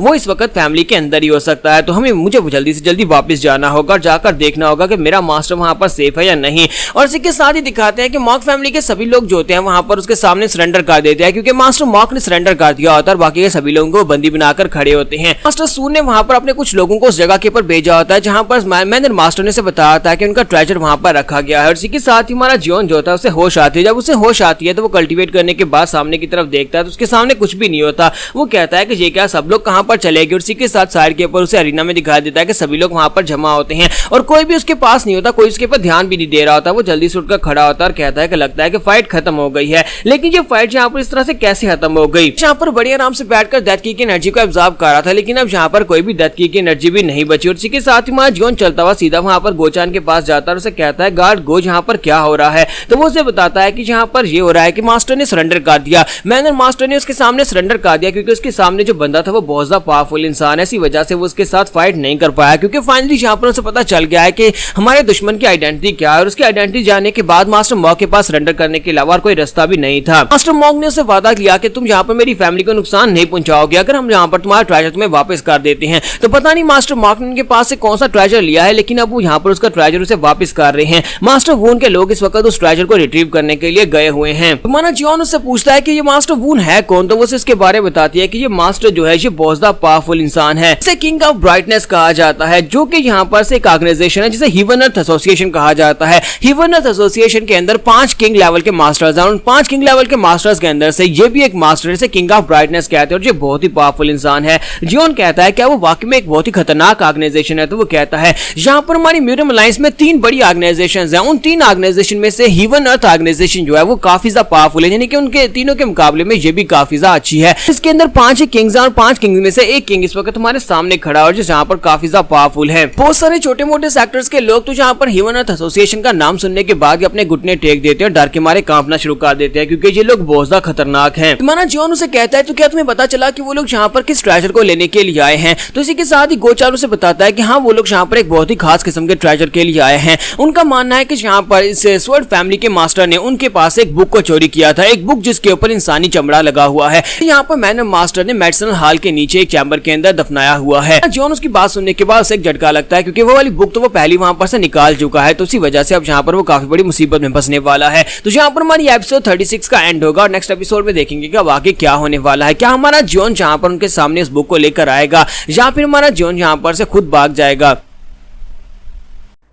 तो गाइस कैसे हैं आप सब लोग। ट्रू डीमन की एपिसोड 37 के साथ हाजिर हो। तो लास्ट एपिसोड के एंड पे हमने देखा था तो जियोन को पता चलता है कि ये लोग यहाँ पर जिस सीक्रेट ट्रेजर को ढूंढ रहे हैं वो सीक्रेट ट्रेजर एक बुक है जिसे यहाँ पर मेडिसिन हॉल के नीचे एक चैम्बर के नीचे दफन करके रखा गया एक डब्बे के अंदर। जियोन जो होता है सुनने के बाद वहाँ पर सोच रहा होता है कि वो बुक तो मैं वहाँ पर से पहले ले चुका हूँ, इसका मतलब यह है कि यहाँ पर काफी बड़ी मुसीबत आने वाली है। तो गोचर वहाँ पर अपने मास्टर जियोन को यहाँ पर ये सारी बात बता रहा होता है। किसी के साथ ही हमारा जियोन जो होता है वहाँ पर से गायब हो जाता है। वो कहता है कि मास्टर अब तुम कहाँ पर चले गए। तो हमारा जियोन जो होता है वो सीधा मैनर मास्टर के पास चला जाता है, यानी फादर के पास जाता है और उसके पास जाने के बाद फादर उसे कहते हैं कहीं तुम्हें कोई चोट तो नहीं लगी। आज तुम यहाँ पर कर क्या रहे थे। तुम यहाँ पर फाइटिंग के दौरान अपनी की को क्यों सर्कुलेट कर रहे थे। क्या तुम अपने आप को हील करने की कोशिश कर रहे थे। तुम्हारा जियोन उसे कहता है कि मुझे पहले एक सवाल का जवाब दो। तुम्हारी कमर के ऊपर वहां पर एक निशान है, मुझे बताओ कि वो निशान कहाँ से आया। तो ये बात सुनने के बाद मैनर मास्टर वहीं पर खामोश हो जाता है। फिर साथ ही पता होता है कि वो यहाँ पर किस निशान के बारे में पूछ रहा है। तो इसी के साथ ही जियोन उसे कहता है कि जल्दी से बताओ कि तुम्हें वो निशान किसने दिया है। तो वो उसे कहते हैं कि तुम किस बारे में बात कर रहे हो, क्या तुम देख नहीं पा रहे इस वक्त हम लोग किस सिचुएशन में, तुम जहां पर मुझसे क्या पूछ रहे हो। और इसी के साथ ही दिखाते हैं कि एक बंदा मेडिसिन हॉल से उस बॉक्स को निकाल कर ले आता है। तो वो बॉक्स वहां पर उसके सामने लाया जाता है जहां पर मास्टर वून उस बॉक्स को देखकर बहुत ज्यादा खुश हो रहे होते हैं। और मैनर मास्टर से कहता है कि लड़के फिलहाल के लिए वक्त नहीं है मेरे पास इस टाइम इस बारे में तुम्हें बताने का। फिलहाल के लिए तो तुम यहाँ पर इस बारे में फोकस करो कि हम सभी लोग जिंदा कैसे रहेंगे। तुम्हारा जियोन उसे कहता है कि मुझे लगता है कि अगर यहाँ पर अभी बता देते हो तो ज्यादा बेहतर रहेगा क्योंकि उसके बाद तुम्हें मौका नहीं मिलने वाला। और इसी के साथ ही मास्टर उसे कहते हैं क्या तुम ये क्या कहने की कोशिश कर रहे हो। तो जियोन कहता है कि मैं तुम्हारे साथ निगोशिएट करने की कोशिश कर रहा हूं। और इसी के साथ ही दिखाता है कि मास्टर वून जो होते हैं उस बॉक्स को ओपन करते हैं। जैसे ही उस बॉक्स को ओपन करते हैं उसके अंदर से रोशनी चमकती है। तो वो कहते हैं हमारा ट्रेजर हमें वापस मिल रहा है। तो दूसरी तरफ हमारा जियोन जो होता है मैनर मास्टर से कहता है कि मैं यहाँ पर तुम्हारे लिए सिचुएशन को हल कर सकता हूँ, लेकिन बदले में तुम्हें यहाँ पर मुझे बताना होगा कि ये मार्क तुम्हें कहाँ पर से मिला है क्योंकि उस बेसमेंट के अंदर मेडिसिनल हॉल के अंदर वो चीज नहीं है। तो ये बात सुनने के साथ ही वहीं पर मास्टर वून जो होते हैं बहुत ज्यादा गुस्सा हो जाते हैं। मास्टर वून वहां पर अपनी एनर्जी को रिलीज कर रहे होते हैं और मैनर मास्टर भी इस बात से काफी ज्यादा हैरान होते हैं और वो जल्दी से गुस्से के साथ से कहता है कि मैनर मास्टर मॉक तुमने यहाँ पर मुझे धोखा दिया है। तो जियोन भी वहां पर मैनर मास्टर से कहता है कि उस बॉक्स के अंदर कुछ भी नहीं है क्योंकि वो बिल्कुल खाली है। और इसी के साथ ही वहां पर दूसरी तरफ दिखाते हैं कि मास्टर वून बहुत ज्यादा गुस्सा हो रहे होते हैं और बाकी के सभी बच्चे भी वहां पर देख रहे होते हैं कि ये अपनी एनर्जी को रिलीज कर रहा है। तो इसी के साथ ही वहां पर मिस योक जो होती है बहुत ज्यादा खुश हो रही होती है। तो लेडी योक कहती है कि मुझे लगता है कि जिसने भी यहाँ पर सीक्रेट ट्रेजर को चोरी किया है वो यहाँ पर थर्ड यंग मास्टर हो सकता है, क्योंकि थर्ड यंग मास्टर को पता है कि इस मेडिसिनल हॉल के नीचे वहां पर सीक्रेट ट्रेजर था। तो अगर मैं यहाँ पर इस बंदे को उसके बारे में बता देती हूँ तो मुझे लगता है कि मुझे यहाँ पर कुछ मेरिट पॉइंट्स मिल जाएंगे और उसके बाद मेरा बेटा जो है यहाँ पर मैनर मास्टर बन पाएगा। और जैसे वहां पर उसे बताने लगते हैं, इसी के साथ ही जब वहां पर सामने की तरफ देखती है कि मास्टर वून के हाथ में झुमके होते हैं और ये झुमके जो होते हैं ये स्पेशली लेडी योक के होते हैं। लेडी योक के जन्मदिन के ऊपर, सॉरी एनिवर्सरी के ऊपर उसके हस्बैंड ने उसे ये झुमके दिए थे और ये झुमके जो है ये बहुत ज्यादा खास है और किसी और के पास हो भी नहीं सकते। तो इसी के साथ ही वो झुमके उठाते हैं और मैनर मास्टर भी इस बात से काफी ज्यादा हैरान होते हैं और लेडी योक भी इस बात से काफी ज्यादा हैरान होती है। फिर साथ ही वो गुस्से के साथ जियोन की तरफ देखती है और कहती है कमीने कहीं कि ये तुमने क्या कर दिया। तो मैं जियोन वहां पर हंसते हंसते कहता है कि लेडी योक फर्स्ट मदर कहीं ये आपके तो नहीं है, क्योंकि मुझे तो लगता है कि ये आप ही की है क्योंकि मैंने आपके कानों में इनको देखा था। मैनर मास्टर भी चिल्लाकर कहते हैं कि लड़के जी तुम क्या कर रहे हो, और साथ ही वो भी चिल्लाकर उसे कहते हैं कि तुमने ये क्या कर दिया, क्या तुमने वहां पर से उस बुक को चोरी किया है। मिस्टर वून भी बहुत ज्यादा गुस्सा हो जाते हैं और कहते हैं कि अब यहाँ पर तुम्हारी मॉक फैमिली को कौन बचाएगा, तुम लोगों ने यहाँ पर जो कुछ भी किया है। और मैनर मास्टर चिल्लाकर वहां पर जियोन से कहता है कि लड़के लड़के प्लीज यहाँ पर ये कुछ करो। तुम्हारा जियोन कहता है कि अब यहाँ पर मेरे सामने नौटंकी करना बंद करो। मैडम मुझे लगता है कि तुमने यहाँ पर उस बुक को चोरी किया है, जल्दी से यहाँ पर सबको ठीक करो, इनको बुक वापस कर दो, क्यों तुम यहाँ पर हमारी पूरी फैमिली को मरवाना चाहती हो। और वहां पर इस बात सुनने के बाद इसी के साथ ही जीवन वहां पर हंसना शुरू कर देता है और बहुत जोर जोर से हंस रहा होता है और कहता है कि तुम यहाँ पर अपनी फैमिली को मरवा दोगी, जल्दी से वो बुक वापस कर दो। लेडीज जोक चलाकर कहती है कि प्लीज प्लीज मेरी बात सुने, मैंने ऐसा कुछ भी नहीं किया, मैंने जहाँ पर उस बुक को नहीं लिया, मैं जहाँ पर उस बुक को क्यों लूंगी। और दूसरी तरफ से मास्टर वून से कहते हैं कि जल्दी बताओ कि तुमने उस बुक को कहाँ पर रखा है। तो लेडीज जोक उसे कहते हैं कि जरा खुद ही सोच कर देखो, अगर मैंने वहां पर से बुक को चोरी किया है तो फिर मैं झुमके वहां पर रखूंगी क्यों, मैं वहां पर सबूत क्यों छोड़ूंगी, मैं वहां पर से बुक लेकर निकल जाऊंगी, मैं यहाँ पर इतनी बेवकूफ तो नहीं हूँ। लेकिन इसी के साथ ही मास्टर वून अपने ब्लेड को घुमाकर उसकी गर्दन काटने के लिए अपना ब्लेड आगे बेच देते हैं, क्योंकि उन्हें इस बात से फर्क नहीं पड़ता, वो यहाँ पर बाकी सभी लोगों को वैसे भी मारने वाले हैं। तो वो कहते हैं कि मुझे इस बात से फर्क नहीं पड़ता, लेकिन तुम्हारे झुमके वहां पर थे। और इसी के साथ ही दिखाते हैं कि मैनर मास्टर बड़ी तेजी से भागते हुए आगे बढ़ते हैं, अपनी तलवार लेकर वहां पर जाकर उसकी तलवार के अटैक को ब्लॉक करते हैं और अपनी वाइफ को मरने से बचा लेते हैं। और वो दोनों वहां पर ग्राउंड के ऊपर गिर जाते हैं। और उसके बाद मास्टर वून उसे कहते हैं कि अगर तुमने यहाँ पर उस सीक्रेट मैनुअल को चोरी नहीं किया, इसका मतलब यह है कि तुम्हें उस सीक्रेट मैनुअल के बारे में पता है, और अगर तुम्हें यहाँ पर सीक्रेट मैनुअल के बारे में पता है तो तुम्हें यहाँ पर वैसे भी मरना पड़ेगा। और इसी के साथ ही अपनी तलवार उठाता है और कहता है अब चाहे कुछ भी हो जाए मैं यहाँ पर सभी लोगों को मार डालूंगा, चाहे कुछ भी हो जाए मुझे सभी को मारकर सीक्रेट मैनुअल को निकालना होगा। और वो अपने लोगों से कहता है कि यहाँ पर कोई एक भी जिंदा नहीं बचना चाहिए, सभी लोगों को मार डालो। दूसरी तरफ हमारे जियोन को दिखाता है कि जियोन अभी भी यहाँ पर मैनर मास्टर से डील करने की कोशिश कर रहा था। वो उसे कहता है कि अब तुम्हें यहाँ पर मेरे पर विश्वास हुआ, मैं अभी भी यहाँ पर तुम्हें एक मौका दे रहा हूँ, अभी भी तुम्हारे पास टाइम है, यहाँ पर मेरी बात मान जाओ। तो वो उसे कहता है लड़के तुमने क्या किया है। और दूसरी तरफ दिखाते हैं कि मास्टर वून जो होते हैं अपनी तलवार उठाते हैं और वहां पर मॉक फैमिली का एक गार्ड खड़ा होता है, वो अपनी तलवार को उठाकर उस गार्ड के ऊपर धे मारते हैं। वो अपनी तलवार को साइड की साइड से पर मारते हैं, जिसकी वजह से उस बेचारे का वहां पर कीमा बन जाता है और बाकी के सभी देखने वाले बहुत ज्यादा घबरा जाते हैं, क्योंकि वो यहाँ पर सिर्फ ऐसे एक एक करके उन सभी को मारते जा रहा होता है और सभी लोग वहां पर डर के मारे कांप रहे होते हैं। तो मैनर मास्टर चिल्लाकर उसे कहते हैं कि लड़के मैं तुम्हें बाद में बता दूंगा, बस मुझे ये बताओ कि अब बुक तुमने ली है। तुम्हारा जियोन कहता है कि नहीं अभी बताओ कि ये मार्क तुम्हें किसने दिया है, वरना ये डील यहीं पर खत्म हो जाएगी। और दूसरी तरफ दिखाते हैं कि मास्टर वून अभी भी वहां पर उसके लोगों को मार रहे होते हैं, वो उनके सर काट रहे होते हैं। तो मैनर मास्टर से कहता है कि लड़के क्या तुम यहाँ पर सभी को मरा हुआ देखना चाहते हो, चलो जल्दी से यहाँ पर बता दो कि वो बुक कहाँ पर रखी है, मैं तुम्हें बाद में सब कुछ बता दूंगा। तुम्हारा जियोन उसे कहता है कि क्या तुम यहाँ पर चाहते हो कि मैं बार बार अपनी बात को रिपीट करूं, हमारे बीच जो डील होनी है वो यहीं पर होनी है, अभी होनी है, मुझे बताओ कि तुम्हें ये निशान किसने दिया था, वरना तुम यहाँ पर अपने सभी लोगों को मरवा दोगे। और यहीं पर दिखाता है कि लेडी योक की जो पर्सनल गार्ड होती है वो वहां पर आके बढ़ती है और कहती है कि मास्टर वून मैं यहाँ पर कुछ सजेस्ट करना चाहती हूँ, मुझे लगता है कि यहाँ पर लेडीज योक के ऊपर जिसने इल्जाम लगाया है वो यहाँ पर फोर्थ यंग मास्टर और फर्स्ट यंग मास्टर हो सकता है, क्योंकि ये दोनों इन दोनों को यहाँ पर इससे काफी ज्यादा फायदा होने वाला है, सॉरी फर्स्ट नहीं सेकंड यंग मास्टर। और मुझे लगता है कि इन दोनों ने ये सब कुछ किया होगा और हो सकता है कि इन दोनों के पास वहां पर वो बुक भी हो, इन दोनों ने इस बुक को लिया हो। तो ये बात सुनने के बाद वो दोनों ही काफी हैरान होते हैं कि अब ये लड़की इनके ऊपर इल्जाम क्यों लगा रही है। तो उनसे कहता है कि मुझे लगता है कि यहाँ पर इन लोगों ने यहाँ पर आपको धोखा देने की कोशिश किया और ये दोनों वहां पर से ट्रेजर ले चुके हैं, दोनों ने यहाँ पर सीक्रेट मैनुअल को भी मास्टर किया हुआ है। आप यहाँ पर इनकी कल्टीवेशन को चेक कर सकते हैं कि दोनों की कल्टीवेशन काफी ज्यादा बेहतर है, दोनों के पास यहाँ पर वो सीक्रेट मैनुअल भी उसी जगह के ऊपर रखा हुआ था जिस जगह के ऊपर आपकी वो सीक्रेट बुक रखी हुई थी, जिस बुक को आप यहाँ पर ढूंढ रहे हैं। तो इसका मतलब यह है कि यही दोनों कल्प्रेट हो सकते हैं। और हमारे जियोन ने दोनों के लिए वहां पर एक एक कॉपी भिजवाई थी, इसका मतलब यह है कि दोनों के पास वहां पर सीक्रेट टेक्निक्स मौजूद हैं। तो ये बात सुनने के बाद वो जो मास्टर वून होते हैं वो कहते हैं कि इसका मतलब यह है कि ये सब कुछ इन दोनों सबक याद आ रहा है, जबकि वहां पर दिखाता है कि उस गार्ड लड़की की बॉडी के अंदर डीमन मॉन्क होता है। डीमन मॉन्क उसकी बॉडी के अंदर घुसकर उसको कंट्रोल कर रहा होता है और उसके मुंह से ये सब कुछ कहलवा रहा होता है। जैसे वो अपनी बात को कंप्लीट कर लेती है, इसी के साथ ही दोनों यंग मास्टर चिल्लाकर उसे कहते हैं कि तुम हमारे पर इल्जाम लगा रही हो, हमने ऐसा कुछ भी नहीं किया। तो जैसे ही मास्टर वून उनकी बात सुनते हैं, वो कहते हैं इसका मतलब यह है कि जो लोग यहाँ पर चिल्ला रहे हैं, इसका मतलब यह है कि वो अपने आप को निर्दोष साबित करने की कोशिश कर रहे हैं। तो तुम दोनों यहाँ पर मेन कल्प्रेट हो, अब तुम दोनों को यहाँ पर मरना होगा। और इसी के साथ ही वो आगे बढ़ते हैं और कहते हैं कि मैं यहाँ पर तुम दोनों को मारूंगा, सबसे पहले तुम दोनों की स्किन उतारूंगा और उसके बाद तुम्हारी हड्डियां अलग करूंगा। जबकि मैनन मास्टर वहां पर चिल्लाकर हमारे जियोन से कहते हैं कि वो फैंटम स्वॉर्ड है, वो फैंटम स्वॉर्ड है जिसने मुझे ये निशान दिया था। और साथ ही वो उसे बताते हैं कि तुम जिस बंदे को ढूंढ रहे हो वो 6 हेवंस 8 स्टार फैंटम स्वॉर्ड है। वो अपने आप को फैंटम स्वॉर्ड कहता है और उस फाइटिंग के दौरान हर किसी को वो ये निशान देकर जाता है। क्या अब तुम्हें यहाँ पर पता चल गया कि यहाँ पर ये निशान किसने दिया था? अब जल्दी करो, जल्दी से करो, जब यहाँ पर सीक्रेट मैनुअल के बारे में उसे बताओ और हमारी फैमिली के लोगों को बचाओ। जबकि हमारा जियोन कहता है तो फाइनली यहाँ पर मुझे पता चल गया है कि मेरे ग्रैंडपा को किसने मारा था और मैं यहाँ पर उसको ढूंढ निकालूंगा और उसे ढूंढ कर मारूंगा। यहाँ पर हमारी एपिसोड 37 का एंड होता है और नेक्स्ट एपिसोड में देखेंगे कि हमारा जियोन यहाँ पर इनको इस सिचुएशन से कैसे बाहर निकाल पाएगा। तो गाइस कैसे हैं आप सब लोग? ट्रू डीमन के एपिसोड 38 के साथ हाजिर हो। तो लास्ट एपिसोड के एंड पे हमने देखा था कि हमारे जियोन को वहां पे पता चल जाता है कि उसके ग्रैंडपा का कातिल कौन है। उसका नाम फैंटम स्वॉर्ड होता है। जो हमारा जियोन जैसे वहां पर आगे बढ़कर उनको सीक्रेट मैनुअल के बारे में बताने लगता है, इसी के साथ ही दिखाता है कि वहां पर वो गार्ड लड़की जो होती है उसकी बॉडी के अंदर से डिमोनिक मॉन्क जो होता है बाहर निकल आता है। डिमोनिक मॉन्क वहां पर जोर जोर से चिल्ला रहा होता है क्योंकि वहां पर एक शामन होता है और आप शामन को आप पहले देख चुके हैं। तो वो शामन वहां पर आने के बाद अपने हाथ में उसकी घंटियां होती है उनको बजाता है, जिसकी वजह से वहां पर उसकी बॉडी के अंदर से डीमन मॉन्क बाहर तरफ निकलता है, जोर जोर चिल्ला रहा होता है। और इसी के साथ ही वो शामन कहता है कि लगता है कि कोई तो है जो यहाँ पर इन सभी चीजों को गंदा कर रहा है, कोई यहाँ पर स्पिरिट्स को कंट्रोल करके ये सब कुछ करवा रहा है। इस लड़की की बॉडी के ऊपर एक स्पिरिट ने कब्जा किया हुआ है जो कि यहाँ पर दूसरों के ऊपर इल्जाम लगा रही थी। तो मास्टर वून से कहते हैं कि मास्टर चो, शामन चो, तुम यहाँ पर क्या कर रहे हो? तो वो उसे कहता है कि मैं यहाँ पर इसको एक्सटर्मिनेट करने के लिए आया हूँ। जबकि हमारा जियोन उस शामन की तरफ देखता है और कहता है कि ये बंदा बहुत ज्यादा खतरनाक है क्योंकि ये पहले वाले शामन से बहुत ज्यादा अलग है। और इसी के साथ ही वो आगे बढ़ता है। तो वो शामन आगे बढ़ता है, वहां पर अभी अपनी घंटी बजा रहा था, साथ ही वहां पर अपने स्पेशल स्किल्स को यूज करता है, साथ वहां पर मंत्र बोल रहा होता है।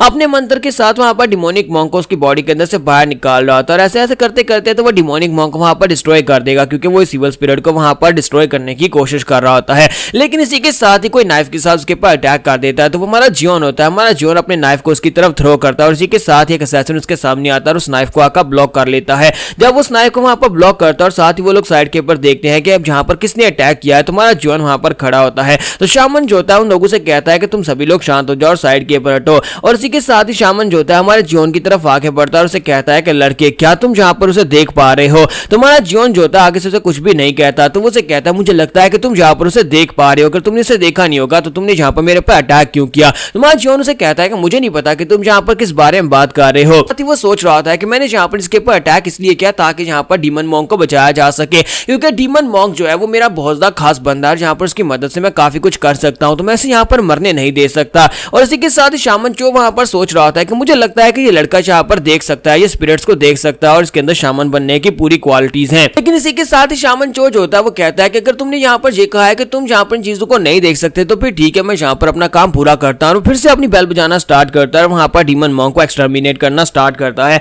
जैसे ही वहां पर उसकी एक्सटर्मिनेशन को स्टार्ट करता है तो डीमन मॉन्क और भी ज्यादा जोर जोर चिल्लाना शुरू कर देता है। जबकि मैडम स्क्यो की गार्ड वहीं पर ग्राउंड के ऊपर गिर जाती है। तो वो लोग कहते हैं कि यहाँ पर सभी लोगों को कोई भी आइडिया ही नहीं होगा कि यहाँ पर क्या चल रहा है। इस लड़की को एक डीमन स्पिरिट ने पोजेस किया हुआ था जिसकी मदद से वो यहाँ पर तुम सभी के बीच में फूट डाल रहा था, जहाँ पर एक दूसरे के ऊपर इल्जाम लगाया जा रहा था। मन उन लोगों से कहता है क्या तुम्हें पता है कि शामन कैसे बनते हैं? एक मार्शल आर्टिस्ट बनना हमारे लिए बहुत ज्यादा आसान होता है क्योंकि मार्शल आर्टिस्ट बनने के लिए हमें सिर्फ मार्शल आर्ट्स की टेक्निक्स को मास्टर करना होता है, जिनको मास्टर करके कोई भी मार्शल आर्टिस्ट बन सकता है। लेकिन शामन बनना बहुत ज्यादा मुश्किल होता है क्योंकि शामन के लिए स्पेशल आंखें होनी चाहिए जिसकी मदद से हम लोग यहाँ पर स्पिरिट्स को देख सकते हैं। तुम लोग यहाँ पर अपनी आंखों को किसी भी टेक्निक की मदद से ट्रेन नहीं कर सकते। जब हम लोग पैदा होते हैं तभी से ये वाली स्पेशल एबिलिटी हमारे पास होती है, तभी हम लोग एक शामन बन सकते हैं। तो शामन चो जो होता है हमारे जियोन के पास आता है और उसे कहता है कि मेरे पास यहाँ पर ऐसी कोई एबिलिटी नहीं है कि मैं यहाँ पर सभी स्पिरिट्स को देख सकूं, इसी वजह से मुझे नहीं पता कि यहाँ पर क्या क्या है। मुझे बस इतना पता है कि यहाँ पर एक इवल स्पिरिट की प्रेजेंस है, लेकिन मैं यहाँ पर तुमसे काफी ज्यादा जेलस भी हूँ लड़के। तुम यहाँ पर अगर उस इवल स्पिरिट को देख सकते हो तो ये बहुत ही कमाल की बात है।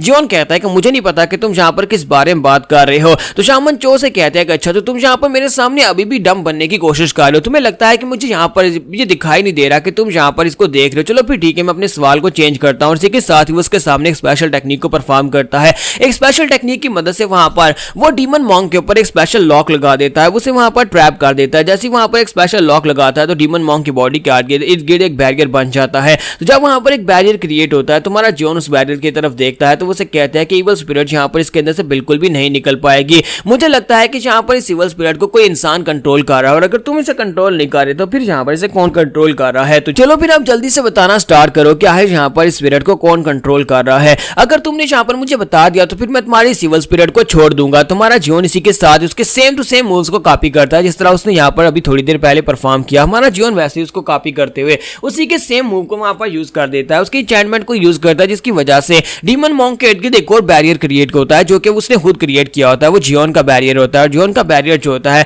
उस शामन चो के बैरियर से भी ज्यादा पावरफुल होता है। शामन चो इस बात से बहुत ज्यादा हैरान हो जाता है और कहता है कि ऐसा कैसे हो सकता है, तुमने यहाँ पर मेरे 4 पीक इंटरलॉकिंग टेक्निक को रोक दिया, वो भी मेरी सेम टेक्निक को कॉपी करके। ऐसा कैसे हो सकता है कि तुमने सिर्फ एक बार इस टेक्निक को देखा और इसको कॉपी कर लिया। तुम्हारा जियोन उसे कहता है कि तुम यहाँ पर किस बारे में बात कर रहे हो, मैंने यहाँ पर अभी भी इसको देखा और अभी इसको कॉपी किया है। तो वो कहता है मुझे लगा ही था कि तुमने अभी इसको देखकर कॉपी किया है, लेकिन ये एक एडवांस लेवल की टेक्निक थी जो तुमने यहाँ पर सिर्फ देखकर कॉपी कर लीजिए, तो बहुत ही कमाल की बात है। इसका मतलब यह है कि इस लड़के के अंदर एक ग्रेट शामन बनने की सारी एबिलिटीज हैं, इस लड़के को तो यहाँ पर से निकालना ही होगा। तो शामन चो जो होता है वहां पर से अपने बैरियर को हटा देता है और उसके डीमन मॉन्क को भी छोड़ देता है, और साथ ही वहां पर जोर जोर से हंसना शुरू कर देता है और उससे कहता है कि लो मैं तुम्हारे इवल मॉन्क को यहाँ पर छोड़ देता हूँ। फिर साथ ही उसे कहता है कि ब्रिलियंस किंग यानी कि मास्टर वून, मुझे यहाँ पर बाकी सभी की कोई परवाह नहीं है, यहाँ पर जितने लोगों को मारना चाहते हो सभी को मार डालो, लेकिन ये लड़का मुझे चाहिए, इसको जिंदा रखना। ये बात सुनने के बाद सभी लोग बहुत ज्यादा हैरान हो जाते हैं, और इसी के साथ ही मास्टर वून आगे बढ़ते हैं और कहते हैं कि अब ये किस किस्म की बकवास हो रही है। तो वो कहता है कि मुझे लगता है कि यहाँ पर ये बकवास मेरा इतना हक बनता है कि मैं यहाँ पर इस लड़के को अपने लिए रख सकूं,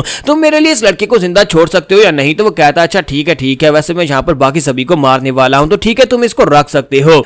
और इसी के साथ ही मैनर मास्टर को दिखाता है कि वो जॉन की तरफ देख रहे होते हैं, क्योंकि जॉन ने उसके साथ एक डील की थी कि अगर वो उसे वहां पर बता देते हैं कि किसने यहाँ पर उसे निशान दिया था तो उसके बदले में हमारा जॉन उसकी पूरी फैमिली को बचाएगा। तो वो उसकी तरफ देख रहे होते हैं, तो हमारा जॉन कहता है कि अब यहाँ पर इसे वादा किया था तो उसे पूरा करना पड़ेगा। और जैसे दूसरी तरफ मास्टर वून सभी को मारने लगते हैं, हमारा जॉन आगे बढ़ता है और उसे कहता है कि जरा रुको, मुझे लगता है कि तुम्हें यहाँ पर सबको यहीं पर रोकना होगा। तो वो उसे कहते हैं कि अब यहाँ पर तुम्हें क्या चाहिए, अब ये मत कहना कि शामन चो ने तुम्हें यहाँ पर जिंदा रखने का कहा है तो तुम यहाँ पर मेरे सामने खड़े होकर बात कर सकते हो। तुम्हारा जॉन उसे कहता है कि मुझे पता है कि वो बुक कहाँ पर है। तो वो पूछते हैं कि बताओ कि वो बुक कहाँ पर है। तुम्हारा जॉन उसे कहता है कि वो बुक इस वक्त मेरे माइंड के अंदर है, यानी कि मैंने वो सारी की सारी पढ़ ली और उसके बाद मैंने उस बुक को चला दिया। तो ये बात सुनने के बाद इसी के साथ ही मास्टर वून हंसना शुरू कर देते हैं और कहते हैं कि लड़के क्या तुम्हें लगता है कि मैं यहाँ पर कोई बेवकूफ हूँ, क्या तुम्हें लगता है कि यहाँ पर उस बुक को जलाया जा सकता है? उस बुक को जलाया नहीं जा सकता, अब यहाँ पर तुम्हें मरना होगा। और इसी के साथ ही अपना ब्लेड घुमाकर उसके ऊपर अटैक कर देता है। तो जैसे ही वो अपना ब्लेड घुमाकर हमारे जॉन की गर्दन काटने लगता है, इसी के साथ ही हमारा जॉन उसे कहता है कि हाँ मुझे पता है कि उसकी बुक के कवर को नहीं जलाया जा सकता क्योंकि उसके ऊपर ह्यूमन स्किन है,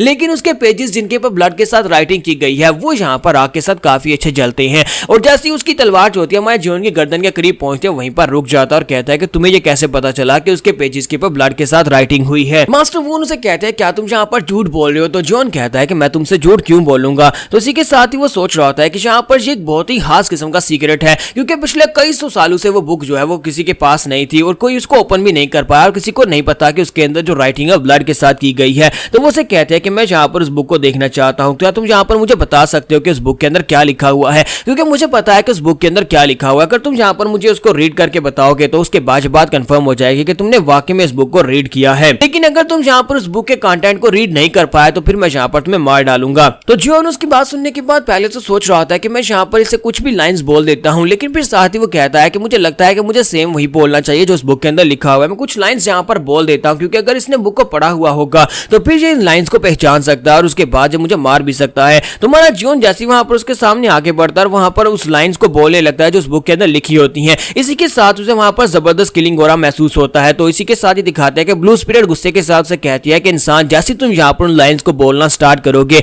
उसी वक्त तुम मर जाओगे क्योंकि मैं तुम्हें मार डालूंगी। और हमारा जॉन जो होता है वहां पर उसके किलिंग इंटेंट को महसूस करता है कि वो बहुत ज्यादा गुस्से में होती है क्योंकि उसकी दुश्मनी जो होती है वो इन लोगों के साथ ही होती है, इनकी ह्यूमन अर्थ एसोसिएशन के साथ ही होती है। इसी वजह से वो जॉन को वहां पर धमकी देती है कि उन लाइंस को यहाँ पर मत बोलना। तो यहाँ पर एपिसोड 38 का एंड करेंगे और नेक्स्ट एपिसोड में देखेंगे। अगर जियोन जहां पर सेम टू सेम लाइंस को नहीं बोलेगा तो फिर जहां पर वो खुद मरेगा। तो अब जहां पर वो क्या करेगा, ब्लू स्पिरिट का साथ देगा या फिर जहां पर झूठ बोलेगा।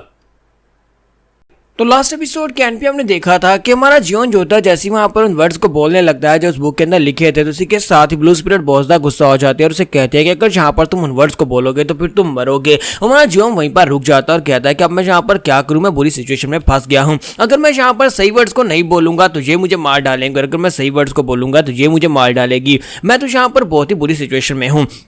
मैं जहां पर बिल्कुल ही मरना नहीं चाहता, मैं जहां पर ब्लू स्पिरिट का साथ भी देना चाहता हूं, मैं उसे गद्दारी तो नहीं करना चाहता, लेकिन फिर भी मुझे यहां पर अपनी जान भी तो बचानी है। तुम्हारा जियोन उसे कहता है कि अगर मैं जहां पर मरूंगा तो तुम भी साथ में मरोगी, तो फिर मुझे बताओ कि अब मैं जहां पर क्या करूं, मैं इनके सामने झूठ तो नहीं बोल सकता। तो इसी के साथ ही मास्टर वून उसे कहता है कि लड़की अब बोलो ना, तुम्हें क्या हो गया, तुम खामोश क्यों हो गए हो, क्या तुम्हें यहाँ पर कुछ आता भी है ना नहीं, या फिर तुम झूठ बोल रहे थे। और इसी के साथ ही ब्लू स्पिरिट उसे कहते हैं कि जैसे जैसे मैं तुम्हें कहती हूँ बिल्कुल वैसे ही तुम्हें करना होगा। मैं यहाँ पर तुम्हें जो जो कहती हूँ वैसे वैसे तुम यहाँ पर सेम टू सेम उसको कॉपी करते जाना। तुम्हारा जियोन उसे कहता तो फिर ठीक है, लेकिन क्या तुम वाकई में श्योर हो कि वो सब कुछ रियल होने वाला है। तो उसे कहती है हाँ वो बिल्कुल रियल होने वाला है, वो कुछ ऐसा होगा जैसा इन लोगों ने पहले देखा होगा, यानी कि मास्टर वून को उसको अच्छी तरह से पहचानते होंगे और वो सिर्फ मैं यहाँ पर परफॉर्म कर सकती हूँ। तुझे बात सुनने के बाद हमारा जियोन उसे कहता है ठीक है मैं तुम्हारे पर भरोसा करता हूँ। और इसी के साथ ही हमारा जियोन वहां पर आके बढ़ता जाकर एक सोल्जर से कहता है कि मुझे अपनी तलवार दो। उसके पास तलवार लेकर मास्टर के सामने आकर खड़ा हो जाता है। मास्टर वून वहां पर सोच रहे होते हैं कि अब यहाँ पर क्या होने वाला है। तो इसी के साथ ही जियोन उसके सामने खड़े होकर सेम टू सेम वहां पर कॉपी करने वाला। दूसरी तरफ ब्लू स्पिरिट जो होती है अपने पाइप को निकालती है और अपने पाइप को वहां पर स्वर्ड की तरह यूज करते हुए उसे मूव्स को दिखाती है कि तुम्हें इस तरह मेरे मूव्स को कॉपी करना है। और हमारा जियोन जो होता है सेम टू सेम उसके मूव्स को वहां पर कॉपी करना स्टार्ट करता है। सभी लोग वहां पर देख रहे होते हैं, जबकि जियोन जैसे वहां पर स्पेशल टेक्निक को परफॉर्म करता है, वो एक स्वर्ड टेक्निक होती है, वो स्वर्ड टेक्निक को वहां पर उसके सामने परफॉर्म करके दिखाता है। तो जैसे जैसे वो टेक्निक को परफॉर्म कर रहा होता है इसी के साथ ही दिखाता है कि मास्टर वून उसकी टेक्निक के अंदर खो जाते हैं, क्योंकि वो एक बहुत ही स्पेशल टेक्निक होती है। तो वो कहता है कि ऐसा कैसे हो सकता है, ये टेक्निक इस लड़के के पास कैसे हो सकती है, ये टेक्निक तो बिल्कुल परफेक्ट है, ये टेक्निक मैं पहले भी देख चुका हूं, लेकिन ये टेक्निक इस लड़के के पास नहीं होनी चाहिए थी। एक परफेक्ट स्वर्ड टेक्निक जिसे यहाँ पर लूनार वेन टेक्निक कहा जाता है। लूनार वेन टेक्निक जो कि हमारी एसोसिएशन की एक टेक्निक हुआ करती थी काफी हजार साल पहले, जहां पर यह टेक्निक हमारे पास से खो गई थी, लेकिन आज फाइनली यहाँ पर किसी ने दोबारा इस टेक्निक को शो करवाया है। तो हमारा जियोन वहां पर उस टेक्निक को परफॉर्म कर रहा होता है, तो मास्टर जो होते हैं वहां पर सब कुछ देख रहे होते हैं और साथ ही वो सोच रहे होते हैं कि ये टेक्निक तो वाकई में काफी ज्यादा कमाल की है। और इसी के साथ हमारा जियोन जैसे वहां पर अपनी टेक्निक की फाइनल फॉर्म को वहां पर शो करवाने लगता है। इसी के साथ ही मास्टर वून जल्दी से भागते हुए आगे बढ़ते हैं और कहते हैं ओए रुक जा बच्चे, यहाँ पर ये टेक्निक जो है वो सभी लोगों को नहीं दिखाई जा सकती, बस करो इतना काफी है। अब यहाँ पर इन सभी लोगों के सामने तुम बाकी की टेक्निक को परफॉर्म नहीं कर सकते, वरना इन सभी को यहाँ पर मरना पड़ेगा जो भी इस टेक्निक को देख लेगा। और इसी के साथ ही उसे वहीं पर रोक देते हैं और कहते हैं कि शुक्र है कि मैंने यहाँ पर टाइम रहते इस लड़के को रोक दिया, वरना इसने तो सभी के सामने इस टेक्निक का राज खोल दिया था। फिर साथ ही वो सोच रहे होते हैं, मुझे लगता है कि वो बुक वाकई में इस लड़के ने पढ़ी है, क्योंकि उसी बुक के अंदर ये टेक्निक लिखी हुई थी। अगर ये लड़का इस टेक्निक को परफॉर्म कर सकता है इसका मतलब जैकिस ने बुक को पढ़ा है। तो इसी के साथ ही वो कहते हैं कि अब हम लोग यहाँ पर क्या करेंगे। और इसी के साथ वो शामन चो की तरफ देखता है और उसे बताता है कि अब यहाँ पर क्या करें, इसके पास तो वो टेक्निक निकल आई है, यानी वो बुक इस लड़के के पास है और हम लोग यहाँ पर इस लड़के को अपने मैनर मास्टर के पास लेकर जाने वाले, यानी अपनी एसोसिएशन के मास्टर के पास लेकर जाने वाले। तो शामन चो से कहता है कि अब यहाँ पर क्या किया जा सकता है इस लड़के की किस्मत। और इसी के साथ ही वो सोच रहे होता है कि ये लड़का कुछ ज्यादा स्पेशल है, एक तो इसके पास शामनिज्म के स्किल्स हैं जिसकी वजह से शामन चो भी इसे पसंद करने लगे हैं, और दूसरी तरफ से इसके पास यहाँ पर वो बुक है जिसकी टेक्निक को इसने मास्टर कर लिया है। ये लड़का कुछ ज्यादा इंटरेस्टिंग है, लेकिन अब बेचारे को यहाँ पर मरना होगा, क्योंकि इस लड़के के मरने के बाद हम लोग इसके पास इसकी टेक्निक्स ले सकते हैं। पहले हम इसके पास वो सारी की सारी मैनुअल्स की टेक्निक निकलवाएंगे, उसके बाद हम इस लड़के को मार डालेंगे। तुम्हारा जियोन जो कि वहां पर उस तलवार को अपने हाथ में पकड़कर टेक्निक्स को परफॉर्म कर रहा था, इसी के साथ हमारा जियोन उस तलवार को अपनी गर्दन पे रखता है और उसको चलाना शुरू कर देता है। जैसे हमारा जियोन का गला वहां पर काट रहा था, इसी के साथ ही मास्टर वून बड़ी तेजी के साथ भागते हुए आगे बढ़ता है, उसके हाथ से तलवार छीन लेते हैं और कहते हैं बेवकूफ कहीं कि ये तुम क्या कर रहे हो। और बाकी के सभी लोग भी इस बात से हैरान हो जाते हैं। तुम्हारा जियोन उसे कहता है कि जिस तरह से तुमने यहाँ पर रिएक्शन दिया है इसका मतलब यह है कि तुम यहाँ पर मुझे जिंदा रखना चाहते हो, तब तक जब तक कि मेरे पास वो स्पेशल टेक्निक यानी मैनुअल मेरे दिमाग में है, क्योंकि अगर वो मैनुअल यहाँ पर मैं तुम्हें नहीं दूंगा तब तक तुम मुझे मरने नहीं दोगे, मैं तुम्हारे लिए बहुत ज्यादा वैल्यूएबल हूँ। तो मास्टर वून भी इस बात से सोच रहे होते हैं कि ये तो पागल है, अगर मैं इसे यहाँ पर नहीं रोकता तो इसने तो वाकई में अपना गला काट दिया होता है, इस बंदे के साथ मसला क्या है। तुम्हारा जियोन उसे कहता है कि अब जबकि मुझे पता है कि मेरी वैल्यू तुम्हारे लिए क्या है, इसी वजह से मैं यहाँ पर तुम लोगों के सामने एक ऑफर रखना चाहता हूँ। मैं यहाँ पर तुम्हारे साथ जाना चाहता हूँ, मुझे अपनी हीवन अर्थ एसोसिएशन के अंदर लेकर जाओ। तो ये बात सुनने के बाद उसकी फैमिली के लोग बहुत ज्यादा हैरान हो जाते हैं, जबकि मास्टर वून उसे कहते हैं कि तुम ये कह रहे हो कि हम तुम्हें अपने साथ लेकर जाएं, तुम वॉलंटरीली हमारे सेक्टर में जाना चाहते हो, हमारी एसोसिएशन के अंदर जाना चाहते हो। तुम्हारा जॉन वहां पर सोच रहा था कि मुझे इनके साथ जाना ही पड़ेगा, क्योंकि अब मेरे पास यहाँ पर सीक्रेट टेक्निक, और मैं सीक्रेट टेक्निक के साथ यहाँ पर इस फैमिली में तो बिल्कुल भी नहीं रह सकता, और हीवन अर्थ एसोसिएशन के साथ जाना मेरे लिए ज्यादा बेहतर रहेगा, और ये लोग मुझे मार भी नहीं सकते। और अब जबकि ये लोग मुझे मार नहीं सकते, तो इसका मतलब यह है कि मैं इन सभी लोगों को भी इस्तेमाल कर सकता हूँ। और इसी के साथ ही हमारा जॉन कहता है कि इन सभी को इस्तेमाल करके मैं मॉक फैमिली को छोड़ सकता हूँ, मेरे लिए यहाँ पर ये बड़ा आसान हो जाएगा। और इसी के साथ ही दिखाता है कि मास्टर के पास और कोई ऑप्शन नहीं होता, वो उसे वहां पर से अपने साथ ले आते हैं। तो यहीं पर से नेक्स्ट इन कार्ड का दिखाया जाता है कि हीवन अर्थ एसोसिएशन के लोग जो होते हैं वहां पर एक कार्ड में से बंदी बनाकर लेकर जा रहे होते हैं। तो जब उसे बंदी बनाकर ले जाया जा रहा होता है, तो हमारा जॉन जो होता है उसकी आंखें, और उसको वहां पर बेहोश करके बांधा गया होता है, उसकी आंखें बंद होती हैं। जैसे वहां पर उसको बांधकर वहां पर रखा गया होता है, इसी के साथ ही दिखाते हैं कि साथ में फोर्थ जंग मास्टर भी होता है। तो फोर्थ जंग मास्टर कहता है कि इसने तो यहाँ पर खुद कहा था मुझे भी लेकर जाओ, लेकिन मेरा क्या कसूर है, मुझे यहाँ पर क्यों साथ में ले जाया जा रहा है। तो वो लोग वहां पर अपने कैरवान को एक जगह के पर रोकते हैं और कहते हैं ठीक है, हम लोग यहाँ पर आधे घंटे की ब्रेक करेंगे, जिसको यहाँ पर बाथरूम जाना है वो बाथरूम जा सकता है, और उसके बाद हम लोग यहीं पर से आगे बढ़ेंगे। तो अंदर का सीन दिखाते हैं जहाँ पर फोर्थ जंग मास्टर यूचन जो होता है वो सोच रहा होता है कि यहाँ पर मुझे साथ में क्यों ले जाया गया, क्योंकि यहाँ पर थर्ड जंग मास्टर ने तो कहा था कि वो खुद जाना चाहता है, लेकिन मुझे यहाँ पर होस्टेज बना दिया गया। और इसी के साथ ही वो बैकग्राउंड का सीन दिखाता है कि जहाँ पर हमारे जो स्वर्ड मैनर को छोड़ने की उन्होंने दो शर्तें रखी थी। उन्होंने कहा था कि वो स्वर्ड मैनर के बाकी के सभी लोगों को जिंदा छोड़ देंगे, लेकिन उसके लिए उन्हें यहाँ पर दो काम करने होंगे। पहला तो यह है कि उन्हें यहाँ पर प्राइस पे करनी पड़ेगी, क्योंकि उन लोगों ने यहाँ पर हीवन अर्थ एसोसिएशन के पास से कोई ऐसी चीज चोरी की है जो उन्हें चोरी नहीं करनी चाहिए थी, जिसके लिए उन्हें यहाँ पर उसकी कीमत पे करनी होगी। और उसकी कीमत यह है कि अगले 10 साल तक स्वर्ड मैनर जो है वो कोई भी ऐसी एक्टिविटी नहीं करेगा जो कि यहाँ पर हीवन अर्थ एसोसिएशन के खिलाफ हो, या फिर उनकी मर्जी के बिना यहाँ पर हम लोग कुछ भी नहीं कर सकते, उन्हें आइसोलेशन में रहना होगा। और दूसरी शर्त उन्होंने यहाँ पर यह रखी थी कि क्योंकि स्वर्ड मैनर के लोगों ने यहाँ पर उनके साथ गलत किया, इसी वजह से अब यहाँ पर उन्हें अपनी फैमिली के सक्सेसर को उनके हवाले करना होगा। और जब उन्होंने वहां पर ये कहा कि अपनी फैमिली के सक्सेसर को उनके हवाले करो, तो सभी लोगों ने यहाँ पर मेरी तरफ उंगली उठा दी, क्योंकि वहां पर हीवन अर्थ एसोसिएशन के लोग जो है वो सिर्फ स्ट्रेंथ को ही मानते हैं कि जो स्ट्रॉन्ग होगा वही सेक्टर लीडर बनने के लायक होगा, और क्योंकि बाकी ब्रदर्स में से सबसे ज्यादा स्ट्रॉन्ग मैं ही हूँ, इसी वजह से मुझे वहां पर से उठा लिया गया। पर से इन लोगों ने यहाँ पर मेरी की को भी ब्लॉक कर दिया, यानी कि मैं रस्सियां खोलकर यहाँ पर से निकलकर भी नहीं जा सकता। इन लोगों ने बहुत ही टाइटली मुझे यहाँ पर बांधा हुआ है। लेकिन साथ ही फोर्थ जंग मास्टर यूचन वहां पर सोच रहा था कि मुझे यहाँ पर बेहोश क्यों नहीं किया। इन लोगों ने यहाँ पर ग्योंगवून को बेहोश कर दिया, लेकिन मुझे यहाँ पर क्यों बेहोश नहीं किया। हो सकता है कि मैं यहाँ पर पीक राम का एक्सपर्ट हूँ, इसी वजह से मुझे बेहोश ना कर पाए हूँ, क्योंकि मैं यहाँ पर एक होस्टेज हूँ। लेकिन क्या मैं यहाँ पर होस्टेज बनकर जा सकता हूँ? सुबह के वक्त में यहाँ पर ये सोच रहा था कि फादर यहाँ पर मुझे अपनी फैमिली का सक्सेसर बना देंगे और मैं नया मैनर मास्टर बन जाऊंगा, लेकिन मुझे ये नहीं पता था कि इस वक्त मैं यहाँ पर एक बंदी बनकर हीवन अर्थ एसोसिएशन में जा रहा, जहाँ पर पता नहीं मेरे साथ क्या किया जाएगा। इसके साथ उसे वहां पर प्रेजेंस महसूस होती है। वो कहता है कि ये क्या हमारे अलावा भी यहाँ पर कोई और है। थर्ड यंग मास्टर तो यहाँ पर बेहोश है, लेकिन उसके अलावा यहाँ पर और कौन हो सकता है? यहाँ पर कोई ना कोई तीसरा जरूर है। और इसी के साथ ही उसकी रस्सियां खुल रही होती हैं। वो कहता है मुझे आवाज आ रही है, कोई यहाँ पर रस्सियां खोल रहा है। और इसी के साथ ही हमारा जीवन उठकर खड़ा होता है और उसके मुंह से ऊपर से कपड़ा हटाता है और साथ ही उसकी आंखें भी खोलता है और उसे कहता है कि ये लो तुम्हें खोल दिया। तो वो कहता है कि ये क्या, तुम भी तो यहाँ पर मेरे साथ बंधे हुए थे और ऊपर से तुम बेहोश भी थे। तुम्हारा जीवन उसे कहता है खामोश हो जाओ। तो वो कहता है मैं क्यों खामोश हो जाऊं, लेकिन तुम्हारी मेडियंस का क्या? उन्होंने तुम्हारी मेडियंस को भी तो यहाँ पर ब्लॉक किया है। फिर तुमने यहाँ पर अपनी रस्सियां कैसे खोली और तुम उठकर खड़े कैसे हो गए? तुम्हारा जीवन उसे कहता है कि मेरे पास अपनी रस्सियां, मैं यहाँ पर तुम्हें ऐसा कुछ भी नहीं बताने वाला। यहाँ पर तुमसे एक सवाल पूछूंगा, अगर तुमने मेरे सवाल का सही जवाब दिया तो फिर मैं तुम्हारी रस्सियां भी खोल दूंगा। तुम यहाँ पर से जहाँ पर जाना चाहो वहां पर जा सकते हो। चैन उसे कहता है कि पूछो तुम्हें क्या पूछना है। तुम्हारा जीवन उससे पूछता है मुझे बताओ कि ये फैंटम स्वर्ड कौन है और मुझे कहां पर मिलेगा। तो यहाँ पर हम लोग अपनी एपिसोड 39 का एंड करेंगे। नेक्स्ट एपिसोड है वो काफी ज्यादा इंटरेस्टिंग होने वाली है, जहां पर एक कंपटीशन होगा हीवन एंड अर्थ एसोसिएशन में और वो काफी ज्यादा मजेदार होने वाला है। तो गाइस कैसे हैं आप सब लोग? ट्रू डीमन के एपिसोड 40 के साथ हाजिर हूं। तो लास्ट एपिसोड के एंड पे हमने देखा था कि हमारा जीवन जो होता है वो फोर्थ जंग मास्टर से कहता है कि मैं तुमसे एक सवाल पूछना चाहता हूं, बदले में तुम्हें यहाँ पर से आजाद कर दूंगा। तो वो उससे पूछता है मुझे बताओ कि तुम फैंटम स्वर्ड के बारे में क्या जानते हो और वो कहाँ पर मिलेगा। तो उसकी बात सुनने के बाद उसे सारी बात बताता है कि उसे कहाँ पर मिलने वाला है। तुम्हारा जीवन कहता है अच्छा तुम्हारे कहने का मतलब यह है कि फैंटम स्वर्ड यहाँ पर हो सकता है। फोर्थ जंग मास्टर से कहता है कि हाँ ये सिर्फ और सिर्फ एक रूमर है, यानी कहा जाता है कि वो यहाँ पर हो सकता है, लेकिन लोगों को यहाँ पर ये बात क्लियर नहीं है कि क्या वाकई में यहाँ पर होगा भी या नहीं। तो जियोन वहाँ पर उसकी बात सुनने के बाद सोच रहा होता है कि चीजें और भी ज्यादा कॉम्प्लिकेटेड हो जाएंगी अगर वो वाकई में वहां पर हुआ तो। असल में यहाँ पर इसी जगह की बात की जा रही होती है कि ह्यूमन अर्थ एसोसिएशन का वो एक मेंबर है कि फोर जंग मास्टर की इन्फॉर्मेशन के मुताबिक वो उसे बताता है कि हो सकता है कि वो इसी ह्यूमन अर्थ एसोसिएशन के अंदर ही तुम्हें मिल जाए। इसी के साथ ही हमारे जियोन को बाहर से आवाज आती है, उसकी स्पिरिट जो होती है वो उसे कहती है कि मैंने यहाँ पर बाहर के सभी गार्ड्स को ठिकाने लगा दिया है, तुम यहाँ पर से निकल सकते हो। तुम्हारा जियोन जो होता है वहां पर उसे कहता है कि मैं यहाँ पर अपने वादे को पूरा करने वाला हूँ,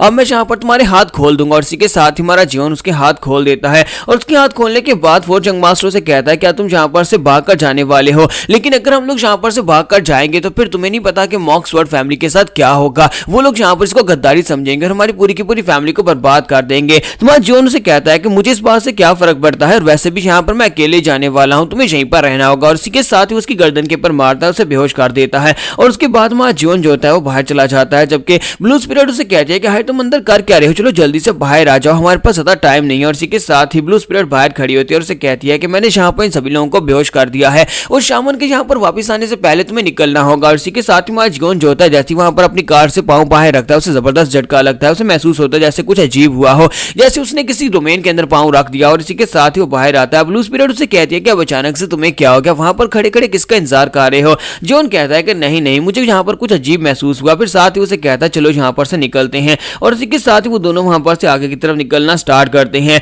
तो ब्लू स्पिरिट उसे कहती है क्या तुम वाकई में यहाँ पर किंग कॉन्ग का यूज करने वाले हो, यानी कि यहाँ पर स्पीड टेक्निक का यूज करने वाले हो। तो वो कहता है हाँ मैं यहाँ पर टेक्निक का यूज करूंगा, लेकिन मैं पहली बार करने वाला, तो मुझे लगता है कि मुझे यहाँ पर काफी ज्यादा मुश्किल हो सकती है। और इसी के साथ ही वहां पर अपनी एनर्जी को सर्कुलेट करने के बाद वो बड़ी तेजी के साथ वहां पर भागना स्टार्ट करता है।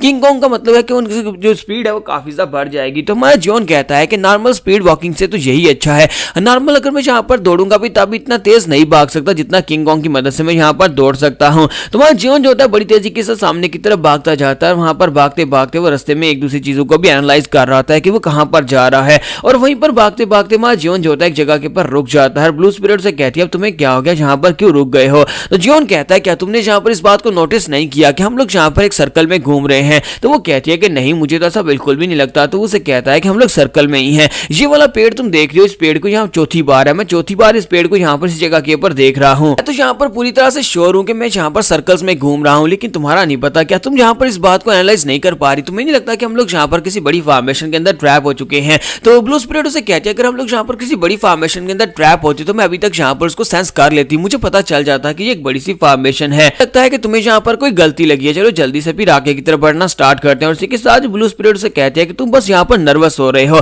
बस आगे की तरफ बढ़ते रहो, हम लोग यहाँ पर से निकल जाएंगे। हमारा जियोन से कहता है कि अच्छा तो ये बात है। फिर साथ ही उसे कहता है लेकिन मेरे पाँव के ऊपर चोट लग गई है, क्योंकि मैं यहाँ पर तेजी के साथ भाग रहा था, इसी वजह से मैं अपनी स्पीड को कंट्रोल नहीं कर पाया और मेरे पाँव पर चोट लग गई, लगता है कि मुझे थोड़ी देर के लिए यहाँ पर रेस्ट करनी होगी, क्या तुम यहाँ पर थोड़ी देर के लिए रुक सकती हो। तो वो कहती है कि तुम तो एक बड़ी बेवकूफ हो, अच्छा ठीक है मैं यहाँ पर इसको तुम्हारे लिए फिक्स कर देती हूँ। तुम्हारा जियोन कहता है हाँ क्यों नहीं। और इसी के साथ ही वो अपना हाथ आगे बढ़ाती है, उसके पाँव को वहां पर फिक्स करने की कोशिश करती है, लेकिन इसी के साथ ही दिखाते हैं कि उसका हाथ जो होता है उसके पाँव के अंदर चला जाता है। जब उसका हाथ जो होता है उसके पाँव के अंदर चला जाता है तो इसी के साथ ही हमारा जियोन से कहता है कि ब्लू स्पिरिट, वो कहती है हाँ। इसी के साथ ही हमारा जियोन से गले से पकड़ लेता है और कहता है कि ब्लू स्पिरिट के हाथ मेरी बॉडी के अंदर नहीं जा सकते, क्योंकि मेरी बॉडी पहले से ज्यादा डेवलप हो चुकी है और ये ब्लू स्पिरिट भी अच्छी तरह से जानती है। अब जल्दी से बकना स्टार्ट करो कि तुम कौन हो। ब्लू स्पिरिट से कहती है कि तुम्हें अचानक से क्या हो गया, ये तुम क्या कर रही हो, ये मैं ही हूँ, ये मैं तुम्हारी दोस्त हूँ। तो वो कहता है कि नहीं ब्लू स्पिरिट तुम ये वो बिल्कुल भी नहीं हो। ब्लू स्पिरिट इतनी पावरफुल है कि वो यहाँ पर इस फॉर्मेशन को देख सकती है, लेकिन तुम यहाँ पर अभी तक इस फॉर्मेशन को नहीं देख पा रही। इसका मतलब यह है कि तुम सिर्फ एक कॉपी हो।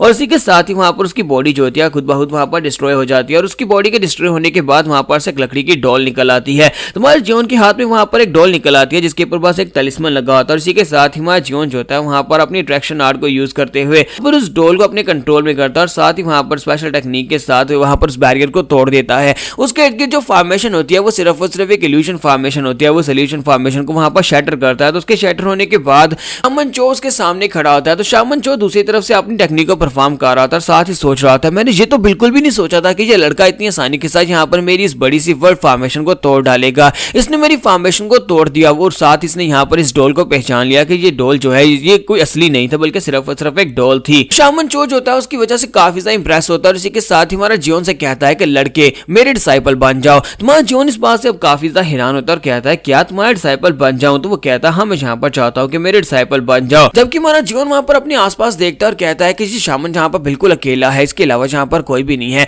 मैं जहाँ पर इसको मारकर निकल सकता हूँ। जैसे ही वो आगे बढ़ने लगता है उसके चेहरे के ऊपर एक कट लगता है, क्योंकि उसके इर्द गिर्द जहाँ पर एक ब्लेड फॉर्मेशन होती है, एक बहुत ही पावरफुल ब्लेड फॉर्मेशन, अगर वो मूव करेगा तो ब्लेड्स उसकी बॉडी के अंदर दस जाएंगे। तो वहाँ जॉन कहता है कि ये कैसे, तो यहाँ पर एक ब्लेड फॉर्मेशन बिछा रखी है। तो शामन चो से कहता है कि तुम्हें क्या लगा था कि मैं यहाँ पर इतनी आसानी के साथ तुम्हें छोड़ दूंगा और चाहे तुम यहाँ पर आकर मुझे मारकर भाग जाओ? ऐसा तो बिल्कुल भी नहीं होने वाला, मैंने यहाँ पर एक बहुत ही पावरफुल बैरियर लगाया हुआ है। और इसी के साथ ही उसे कहता है कि मैं पूरी तरह से यहाँ पर तैयार हूँ, लेकिन क्या तुम वाकई में यहाँ पर तैयार हो इस हार्श वर्ल्ड के अंदर जिंदा रहने के लिए? तुम्हारे पास यहाँ पर कुछ बहुत ही कमाल की चीजें हैं, लेकिन कभी यहाँ पर किसी दूसरे के पे भरोसा मत करना। ये तुम्हारे टीचर की पहली टीचिंग है जो मैं यहाँ पर तुम्हें दे रहा हूँ, ये पहला लेसन हमेशा याद रखना। तुम्हारा जियोन कहता है कि मैंने यहाँ पर ये तो नहीं कहा कि मैं तुम्हारा डिसाइपल बनूंगा, तो फिर यहाँ पर तुम्हारा बहुत बहुत शुक्रिया मुझे यहाँ पर लेसन देने के लिए, पर मुझे यहाँ पर तुम्हारे लेसन नहीं चाहिए। और इसी के साथ ही शामन चो अपने पास से एक लकड़ी की डॉल निकालता है, उस लकड़ी की डॉल को हमारे जियोन को दे देते हैं, क्योंकि वो उसकी फेमिलियर स्पिरिट डीमन मॉन्क होती है। तो वो कहता है कि ये तो डीमन मॉन्क है, तुमने इसे यहाँ पर इस लकड़ी की डॉल के अंदर कैसे ट्रैप किया? तुम्हारा जियोन उसे कहता है कि तुमने ये कैसे कर लिया? तो वो कहता है कि मैं यहाँ पर तुम्हें ये सब कुछ भी सिखाऊंगा,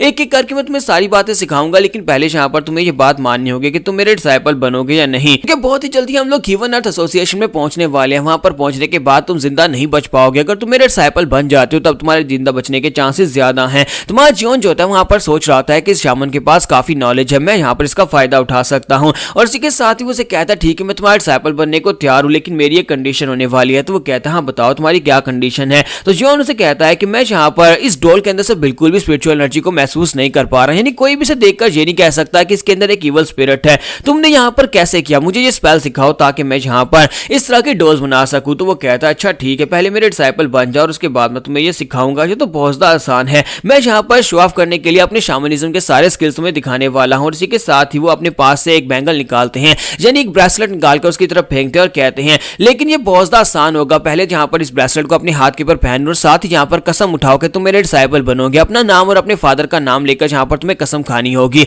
और उसके बाद ही तुम यहाँ पर मेरे डिसाइपल बन पाओगे और उसके बाद मैं तुम्हें अपने सारे राज बताऊंगा। तो इसी के साथ ही हमारा जियोन जो होता है उस ब्रेसलेट को अपने हाथ में पकड़ता है और उसे कहता है कि लेकिन इस ब्रेसलेट को पहनने के बाद होगा क्या? तो वो उसे कहता है कि इस ब्रेसलेट को पहनने के बाद ये होगा कि तुम यहाँ पर मुझे नुकसान नहीं पहुंचा पाओगे, क्योंकि मैं तुम्हारा मास्टर हूं, तो तुम चाहकर भी यहाँ पर मुझे मार नहीं पाओगे, तुम्हारे पर भरोसा नहीं कर सकता। इसी वजह से मैं यहाँ पर चाहता हूँ कि तुम इस रिस्ट्रिक्शन वाले इस ब्रेसलेट को अपने बाजू के पर पहन कर रखो। तुम्हारा जियोन जो होता है वो कहता है अच्छा ठीक है, और उस ब्रेसलेट को अपने बाजू के पर पहन लेता है और साथ ही कहता है मैं मॉक ग्योंगवून सन ऑफ मॉक इंडेन यहाँ पर कसम खाता हूँ कि मैं आज के बाद से तुम्हें अपना मास्टर मानता हूँ और अगर मैं यहाँ पर कुछ गलत करूँ तो फिर मैं यहाँ पर खुद ही मर जाऊँ। तो यहाँ पर हम लोग अपनी एपिसोड 40 का एंड करेंगे और नेक्स्ट एपिसोड में देखेंगे कि अब हमारा जियोन जो है वो इस कसम से कैसे बाहर निकलने वाला है। तो एपिसोड की एक्सप्लेनेशन अच्छी लगी तो कमेंट करके जरूर बताइएगा, वीडियो को लाइक करना मत भूलिएगा। Thank you.